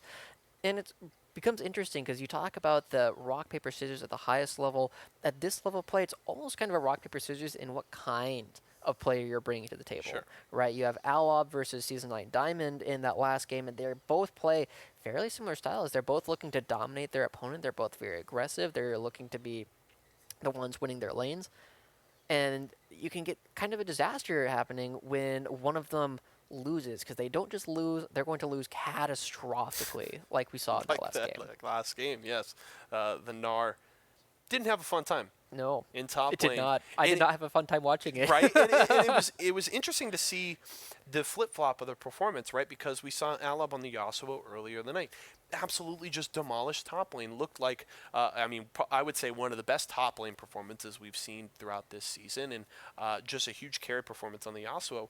And then he comes out on the Gnar and just. You talk about the skill matchup, and he just wasn't able to really take advantage of it. The Kled clearly dominated the lane. It obviously didn't help that XU was trying to apply so much pressure into that matchup, really just saying top lane's the win condition here. If we can get the Kled moving, just be that kind of 2v2 combo up there, we can really punish this matchup, and obviously didn't get much help from a Johnny Reborn on the Gragas, so it really just snowballed out of control, and Alab lost control of that lane early and never was able to regain it. And that's where the value of the meta really comes in, though. I mean, that's why you see things like Aatrox picked first almost every single time at the professional level, simply because these are characters that don't have bad matchups. The matchups they have that aren't particularly good aren't coming up very often, but it sounds like we're going to be jumping into game right now between TFT Weebs and Kumon Crew. Now, we saw Kumon Crew thoroughly dismantled by Alob, both the player and the team previously. We'll see if TFT Weebs can do their best to pay homage to this performance. TFT Weeb's going to look to continue their run through the losers bracket after their win over Titan Gaming. Apologies for my little misplay there on the matchup. Don't have the bracket in front of me, trying to do a little mental gymnastics, remember how those things set up. But we do have TFT Weebs and Kumon Crew here in this game. And a reminder, if you guys are peeking at chat, thank you to our producer Kathy, dropping the link to the bracket there so you guys can keep track of these matchups as we continue through the night. Working our way through this first ban phase. And as we continue to see some very focused bans here, taking the Thresh and the Jax off of the board, and the Aurelia taken away by Kumon Crew, followed up by the Xin Zhao. I'm curious to see if XD is going to have an opportunity to play the Camille that he was playing previously up against Alab. He had a lot of damage. Like, Camille just does a lot of damage and has opportunities to get a lot of outplays going all the time and really never falls off in the game simply because of how much true damage you're going to be doing later on. You're able to 100 to 0 a lot of backline members pretty much with impunity. So we'll see what XD is going to end up having an opportunity to play. As the Akali gets taken off the table once again, lots of solo lane focus. Wouldn't be surprised if we saw yet another solo laner banned here. But Qatar, last time we saw them play, Qatar and Katarambe had a little bit of a tough time down in the bottom lane. Again, we're going to come back to the fact that they went aggressive in a 3v3 before their third member was available and ended up costing them a lot, potentially even the game, depending on how far you want to look down the line. But we'll see what TFT Weeps wants to do here. Wouldn't be surprised if Kaisa was yet another priority pick for both of these teams. The Vladimir is the final ban there from Kumon Crew. That further focus towards those solo lanes, as you mentioned earlier. Now we're waiting for that first pick from TFT Weebs. I honestly, like, every time I come into a game, I want to talk about, okay, what do we think the first pick's going to be here? But I feel like it's not worth talking about because there's been so much variety in those first picks. Priority shifting because it really seems it's less about power picks and more about who on our team is it priority. Like, is it our support? We need to get this champion for our support or this champion for our mid laner, and that seems to be the first pick priority. And so for TFT Weems, they want Likey Momo on the Pyke that he played earlier in the night. So that is the first pick. The response? Kane Silas here. Yeah, Kane coming up one more time. Both teams are already handshaking, just like, yes, we are going to brawl over and over and over again. I mean, I use this term a lot to describe a lot of our games here at Late Night League, and it's because it's super accurate. It's going to be a slam jam, as both teams have a lot of bruisers. They're going to be hitting each other in the face until one of them can't move anymore. You already got the Silas, the Kane. Oh my gosh. I don't expect this Master Yi to get locked, but damn, will I be excited to see them actually play. Go for it. Come on. Oh, it's the Rakan. Not a bad pick there, like that, especially if they can grab the Xayah with it. Obviously, nowadays, both Xayah and Rakan are actually in a place where teams all over the world seem more than happy to play them on their own with different laners. So we'll see if Kumon Crew even gets the opportunity to take the Xayah or if TFT Weebs bans it away. But an interesting pick to select the Rakan on its own. We'll see what they're able to pair it up.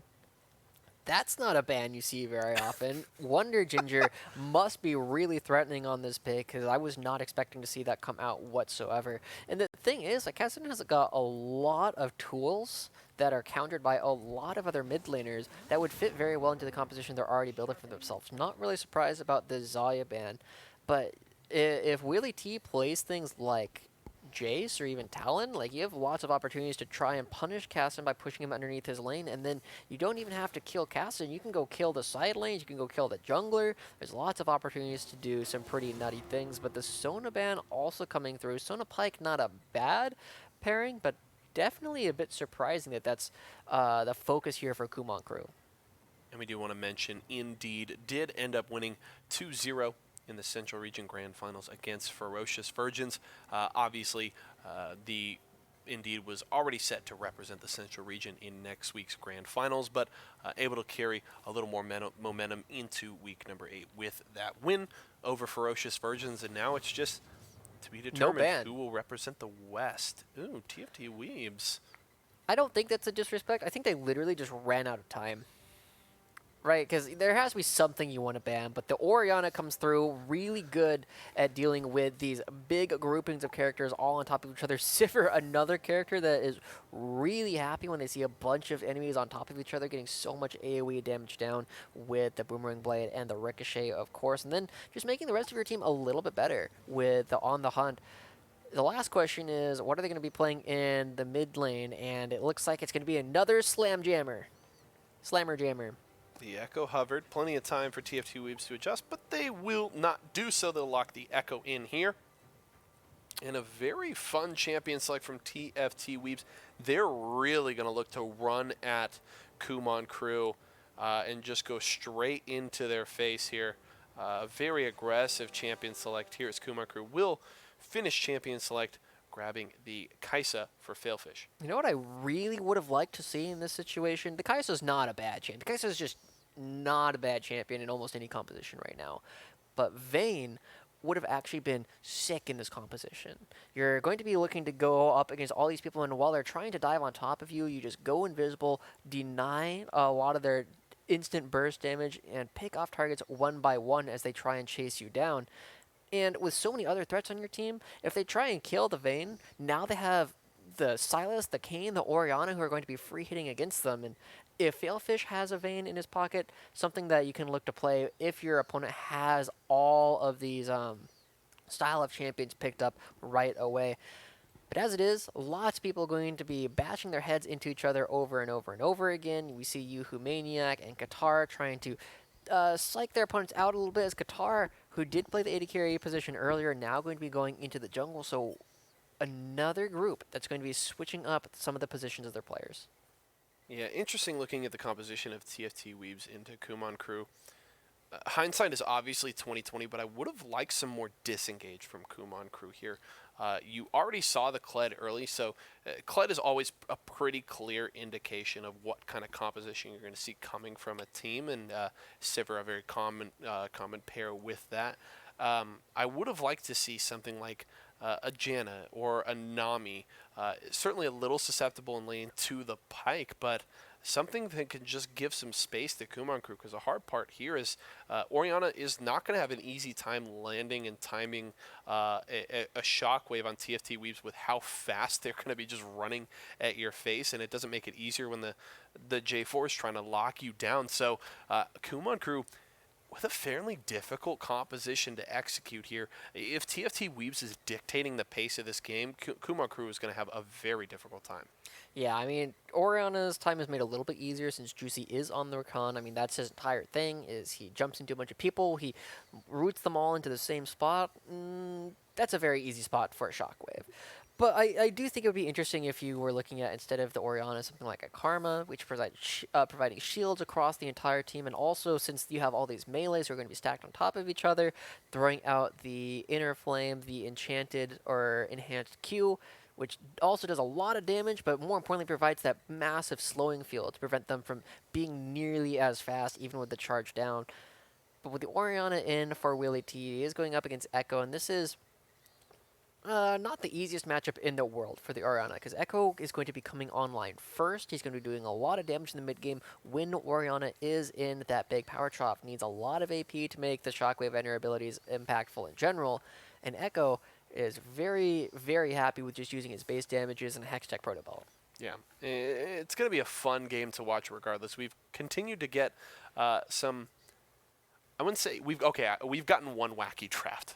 We got one wacky draft with the Kennen and the Tom taking the Corki mid, which was fine, but then you have the Karma bot lane with the Pyke. That was certainly an interesting one, but we've gotten some very off-meta, very fascinating drafts. I like that teams are getting creative with what they're putting together here, and obviously we continue to touch on comfort picks and off-meta champions that these mini metas that teams continue to develop, and it makes Champion Select always very, very fun to watch. It's very unpredictable, creates a lot of very different games, and while things maybe like the Kaisa continue to crop up, the compositions built around them continue to shift. So another fun game to watch. I'm very excited to watch this TFT Weaves competition. I think if they get moving, they are going to be just running right at Kumon Crew, and it's going to be a very scary composition to play into. Yeah, this is an interesting pair of compositions because they do very similar things at their core, and they hit the other team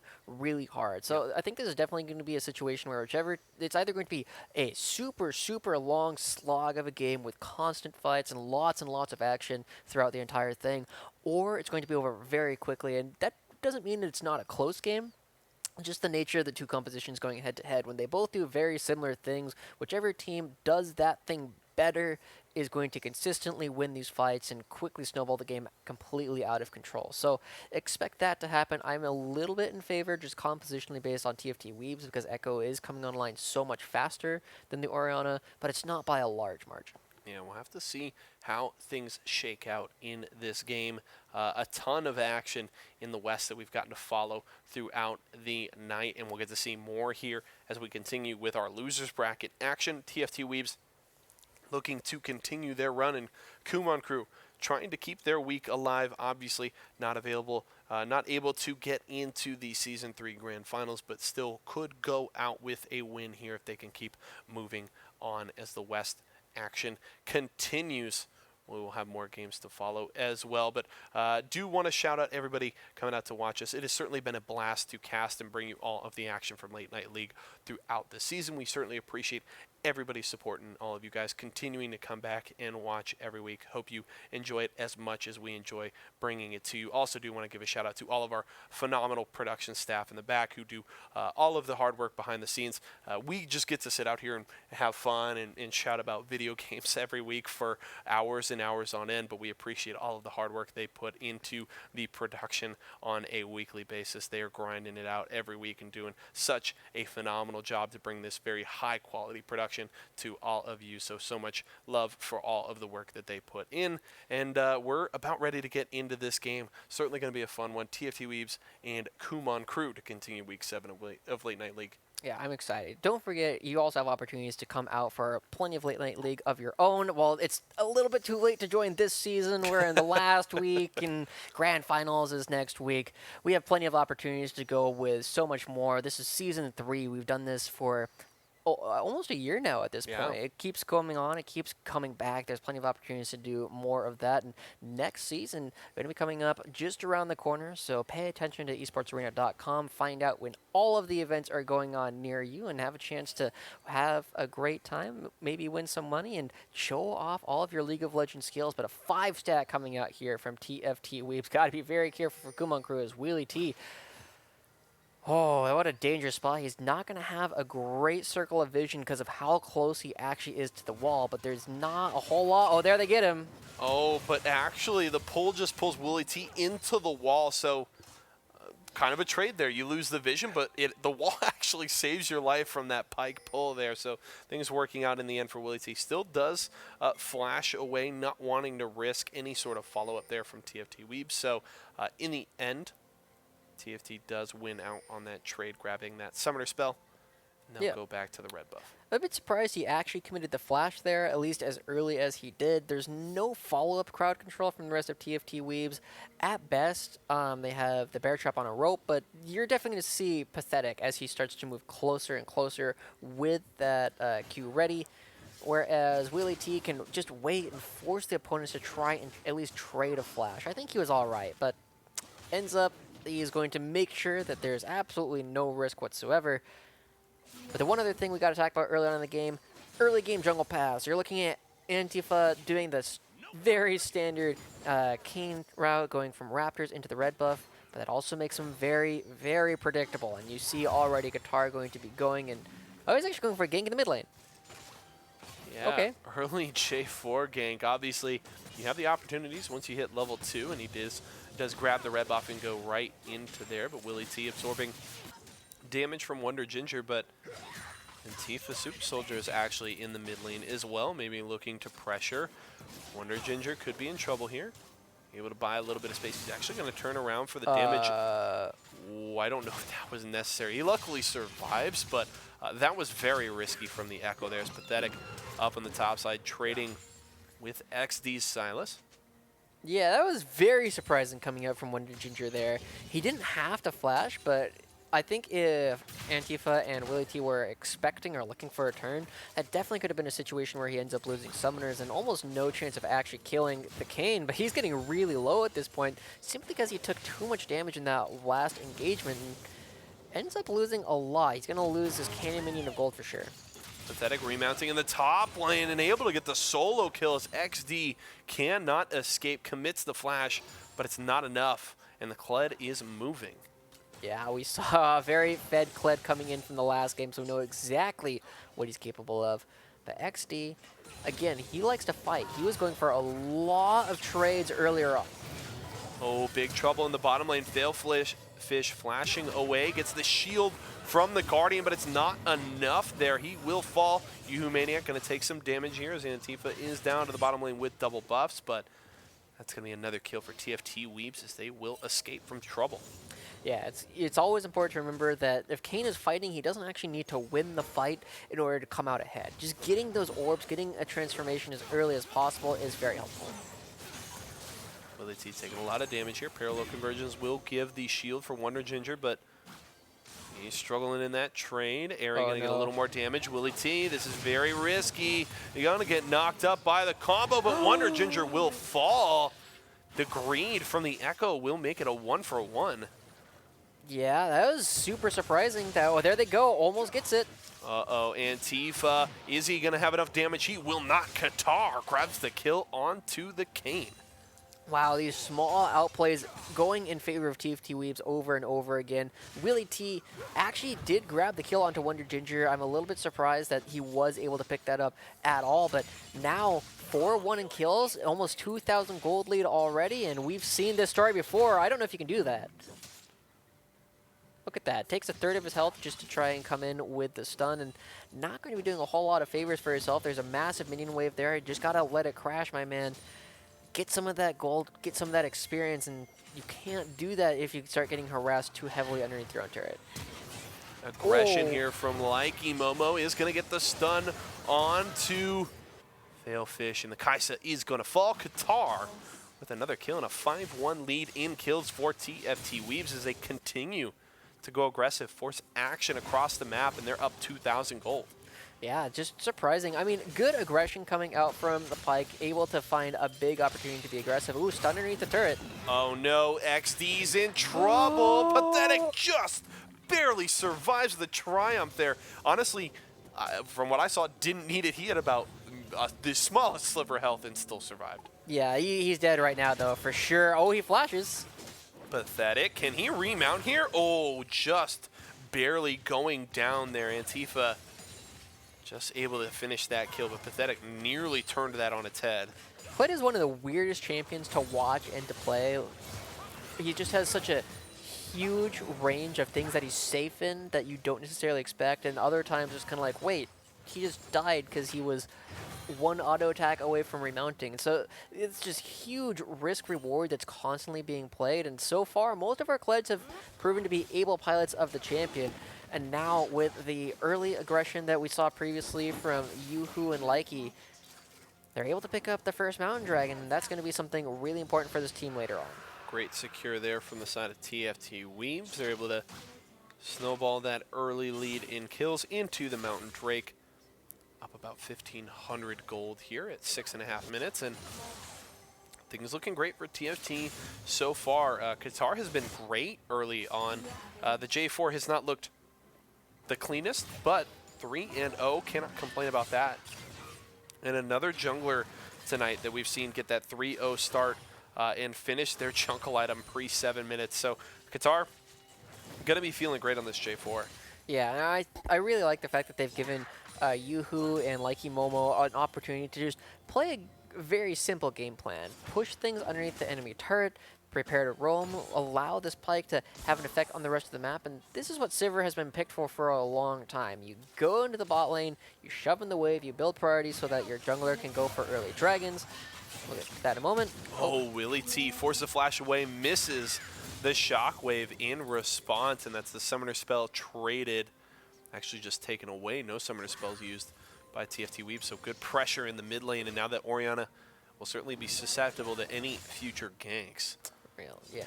I want to go back to Sivir, though. You push into waves, then you go to the top lane, and you do the same thing, so you can pick up the Rift Herald, and then eventually you let your solo laners do their thing while you finally go into the mid lane and clear some waves, and hopefully have a Rift Herald to take down the enemy turret. But so far this game, they're up about 20 CS already on the character, and should be in a pretty dominating position as they start to move around. Now, in professional play, in about 2 minutes, you would expect the bot lane and the top lane to switch, but you're seeing that Pathetic has been proxying some waves. He's actually behind the turret right now, and he's actually pretty safe, because look at where Jarvan is. Pathetic, who do you think you are? Singed? It may not be a singe, but it's certainly working out so far. XD taking a lot of damage here. Pathetic working on that remount. XD has to be careful. There's the charge in response, but Qatar able to finish off that kill with the Cataclysm there. Failfish stepping forward aggressively. Likey Momo actually backing away here. Fairly low on mana on the Pike, so not looking to take that trade back, but Juicy could be in trouble here. Not able to avoid the spear. Oh, just avoids the stun in return, though, and Likey Momo's taking a lot of damage here. Hasn't been able to heal from the Grey Health. Juicy just making sure he maintains vision, but Likey Momo just able to get far enough away to get the sustain. Now Antifa topside. Pathetic is going to drop off of Skarl, gets over the wall to actually escape. That's huge for the Kled.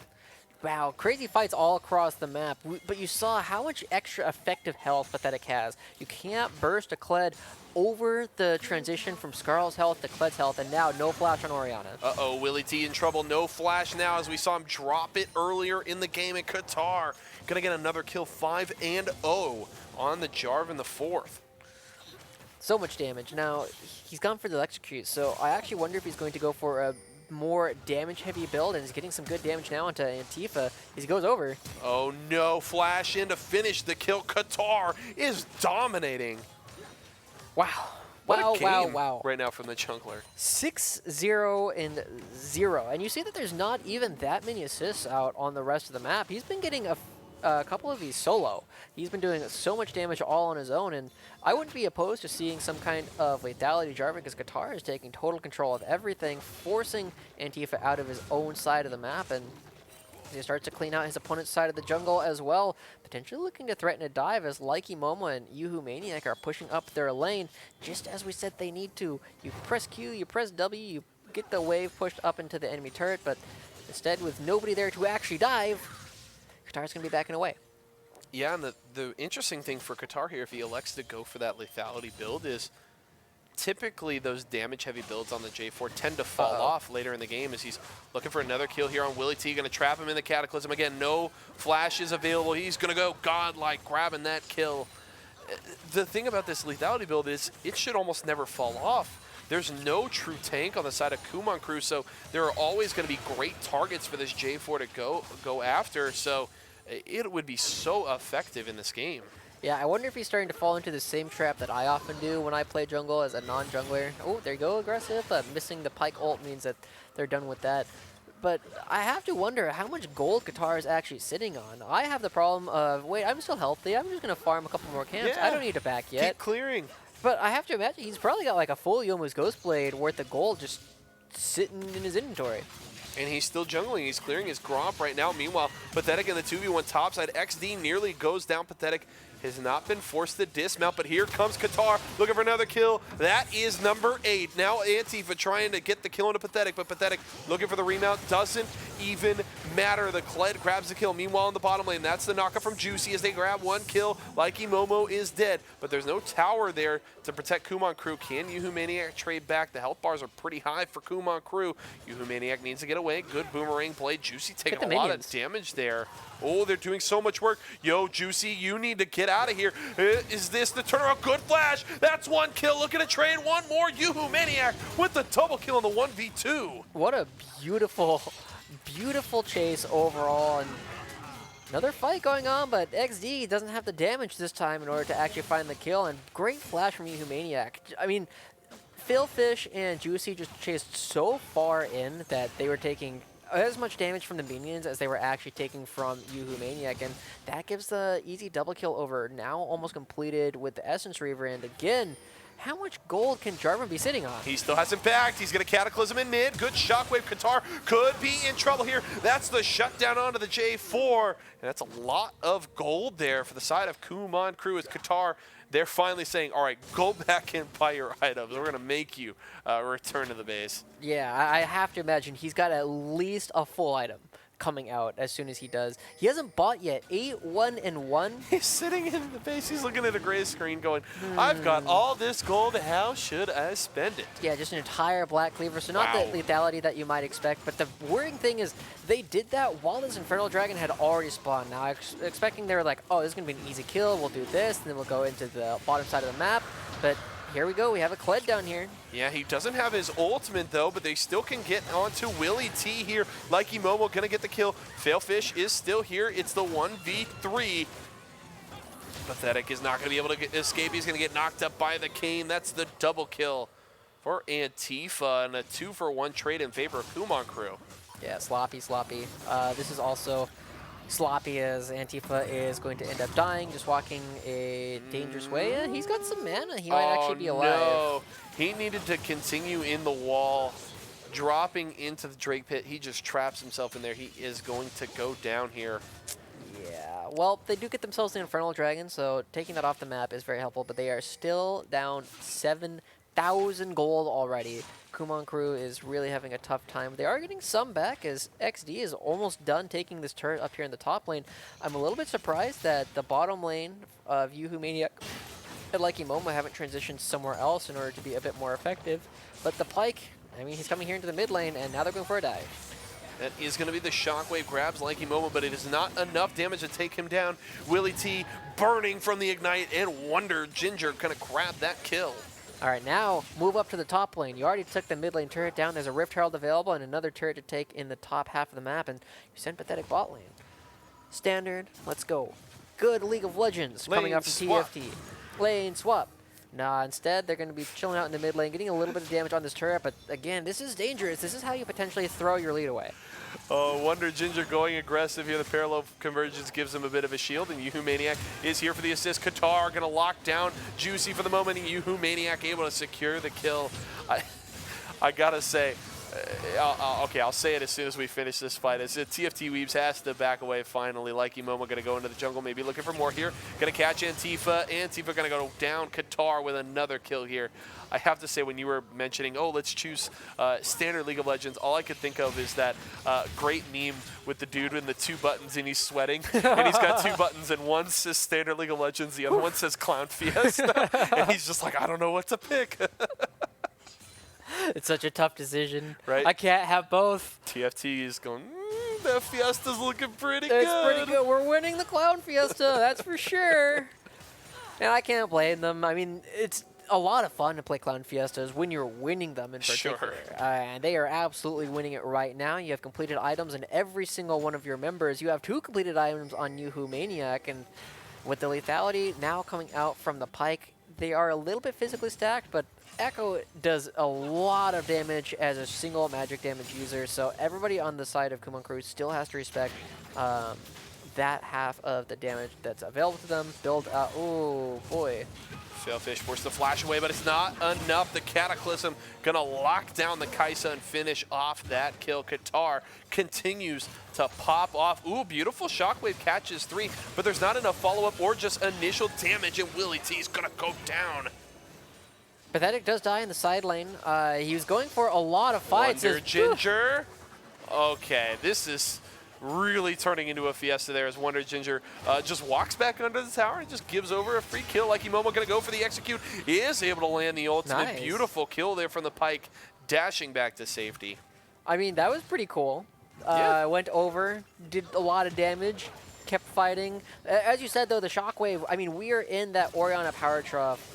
I don't think you can get this, Antifa. Oh, he does manage to get it through the spell shield, and yeah, they're going to be able to get it. If they can get the vision, still has the ultimate available. Oh man, don't tell me Yoo-Hoo Maniac's going to get away from this. He is. Wow. The Sivir escaping there really felt like Antifa had Yoo-Hoo Maniac right where he wanted him, but not enough damage. Yoo-Hoo Maniac able to flash over the wall. Doesn't even have to use the heal, actually, too. Just uses the flash to escape there. Yeah, very impressive stuff overall. But 10-1-5 still on Qatar, and I'm curious, yeah, goes for the Sterix Gauge, just straight up buys a second item. He had a longsword, I believe, maybe a ruby crystal as well, and he's just like, well, I'm done with this. Let's just go ahead and add that to the inventory. But they're just doing so much work. They have so much power. But the thing that would normally worry me is that you've been seeing a couple of sloppy plays. They've been giving over a couple of kills here and there where they don't necessarily need to. Wonder Ginger dies to the turret. They go on the other side of the wall, give over at least one shutdown, because Pathetic is just going for fights all the time. He ends up dying as well. And eventually, Kumon Crew's composition does outscale TFT Weaves. Right, you still have the Orion, who's very strong in the late game. You still have the Kai'Sa, who's very strong in the late game. The Silas is huge, and Kane doesn't fall off. Oh, beautiful Cataclysm from Qatar. He is going to lock down 3, and he's just going to carry the Kane right back to his team. But here comes XD for the assist on the Silas. Does he have enough damage? Not yet. Qatar with another flag and drag. Wonder Ginger going to get the kill on the Juicy. Now Failfish is in trouble. Killer's Instinct away, but it's not enough. Qatar is still going to survive the double kill for the J4. And here comes TFT Weaves. Yeah, but it doesn't matter if the other team outscales if you're just going to kill them right now. Qatar goes in, Cataclysms 4 people, and all of those people are now gone. Antifa trying to get away. Wonder Ginger looking to chase down for the kill. The ult will return him to the inhibitor that falls. And TFT Weaves now can leave the base. Okay. Are they just going to do the Baron like right away? No, it's still Rift Herald. I was going to say the Baron, and I was like, wait, it's only 19 minutes in. Yeah, they're going to be able to pick this up super quickly, and that just means we might actually have our first opportunity to see Shelly dance tonight. Come on. One of the first opportunities to see Shelly dance this entire tournament. I don't think Kumon Crew would be wise to try and contest this. Even if they do pick it up, it only stalls the game for like a couple of seconds. I do like the attempted steal coming out from Juicy, but there's no way they were really going to get that. And now Wonder Ginger also has to be sitting on nearly an entire item, as he has not backed after they take 2 turrets and an inhibitor and get a ton of kills. And now, if you're TFT Weaves, really, the interesting thing is I almost would have preferred they put have Pathetic pick up the Rift Herald and then go pressure a side lane. Because really all you can do is, like, if you go bottom lane, drop the Rift Herald, and then look to pressure Baron. What did I miss? I looked away. Look at Jarvan's inventory. Wait, he's going for a Shojin? He was going to go for an IE, and I think the rest of his team told him that was too troll. Go for the IE. Don't listen to your team. They don't know what they're talking about. I mean, he had the BF sword. Now, normally, he just bought boots, too. Traditional wisdom would be that you're going for the Guardian Angel. But he's having so much fun. They're up 14,000 gold in only 20 minutes that they can basically do no wrong. And hey, is he actually going to go for this? Juicy's having a good time, hitting a little emote spam. Yeah, this is going to be a very interesting spot. I mean, TFT Weaves can... Aw, they're just wasting the Baron or the Rift Herald. I mean, they get some kills. I don't know how much of a waste it is if Willie T's just going to get deleted there. Rift Herald is going to go right down mid lane. The inhibitor has already fallen, so its first charge will be onto a Nexus Tower, and that is health bars just melting for Kumon Crew. Antifa has to get away as that's the charge onto the tower. Here comes the rest of the team. Do we see Shelly go? Give me your best jig, Shelly, as here comes Kumon Crew. They're trying to get the kills, but do they have enough? There are just boomerang blades bouncing all over the team. Shelly, you gotta survive. Take down the Nexus. No! TFT Weaves win. But what does it matter if the Rift Herald falls? At what cost, it wasn't even though? worth it. Just throw that game out. It doesn't even matter anymore. We demand a recount overall, but run it back. that was another exciting game. Where's Chrono Break, Riot? We need to get that game back. Just go back like minutes. 2 minutes. Yes, please. We have an opportunity to see Shelly dance. That just doesn't happen very often anymore. You have to get the Rift Herald so late, and you have to be winning that hard to even have a chance at doing it. And I mean, they win the game, but just the one auto attack to the eye is all it takes to take her down, and she falls right before the Nexus does. I don't know who I want to report more, TFT Weebs for not protecting Shelly or Kumon Crew for taking her down when we have the chance to see the dance. Back to a more serious note, TFT Weebs with the win. They will move on to face Alob in the losers bracket finals, with an opportunity to move on to the grand finals to challenge AHS Black, who is sitting there waiting for the results of this next game. Now, did we determine what happened with Grizzly Gaming? We did. So that was just me missing the amount of teams in the bracket. And so we actually have Grizzly Gaming lost to Kumon Crew. That's what's crazy here. Wow. Kumon Crew took Grizzly Gaming out, ended their run in Season 3. TFT Weebs now will move on to face Alub. So now it's just if Alub can win, they have the opportunity to play for their lives in the grand final. But if TFT Weebs win, that's it. AHS Black, yeah, should have that locked up. We will double check the math in our break just to make sure. So we will have that all confirmed for you and ready to go when we return for our next game. But definitely a very fun one to watch there. That was very interesting to say the least. I really wanted to see a finished Spear Shojin on Jarvan. I always forget that it doesn't actually build out of a mana item in regular League of Legends. A bit too much TFT. Wait, it's not Tier and BF sword? Come on. Yeah. What are you doing, Riot? Why are you changing your builds from TFT? You got to translate them correctly onto Summoner's Rift. I think it was one of the Academy ADCs who was saying, I accidentally built 2 BF swords to try and build Infinity Edge because I just forgot. It's just not actually the recipe.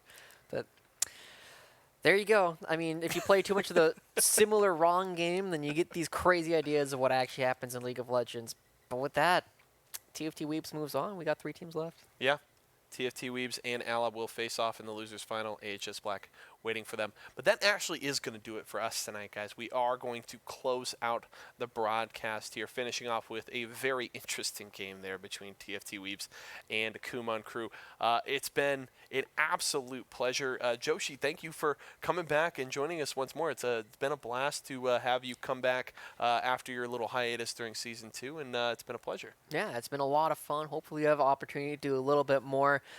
Don't know if I'll be here next week just quite yet, but I think it would be a fantastic way to close out the season. And with that, we'll get a lot more information. Stay tuned to the Esports Arena Twitter, as well as all the other social media in order to find out exactly what's going to be happening for next week, because we got some big games going on both today and a week from today. Yeah, definitely a lot at stake. So make sure to tune in next week at 7 p.m. Pacific Standard Time for our grand final of season number 3. That's going to do it for us, folks. Yeso and Joshi going to sign out. Thank you so much for joining us. We will see you guys again next time.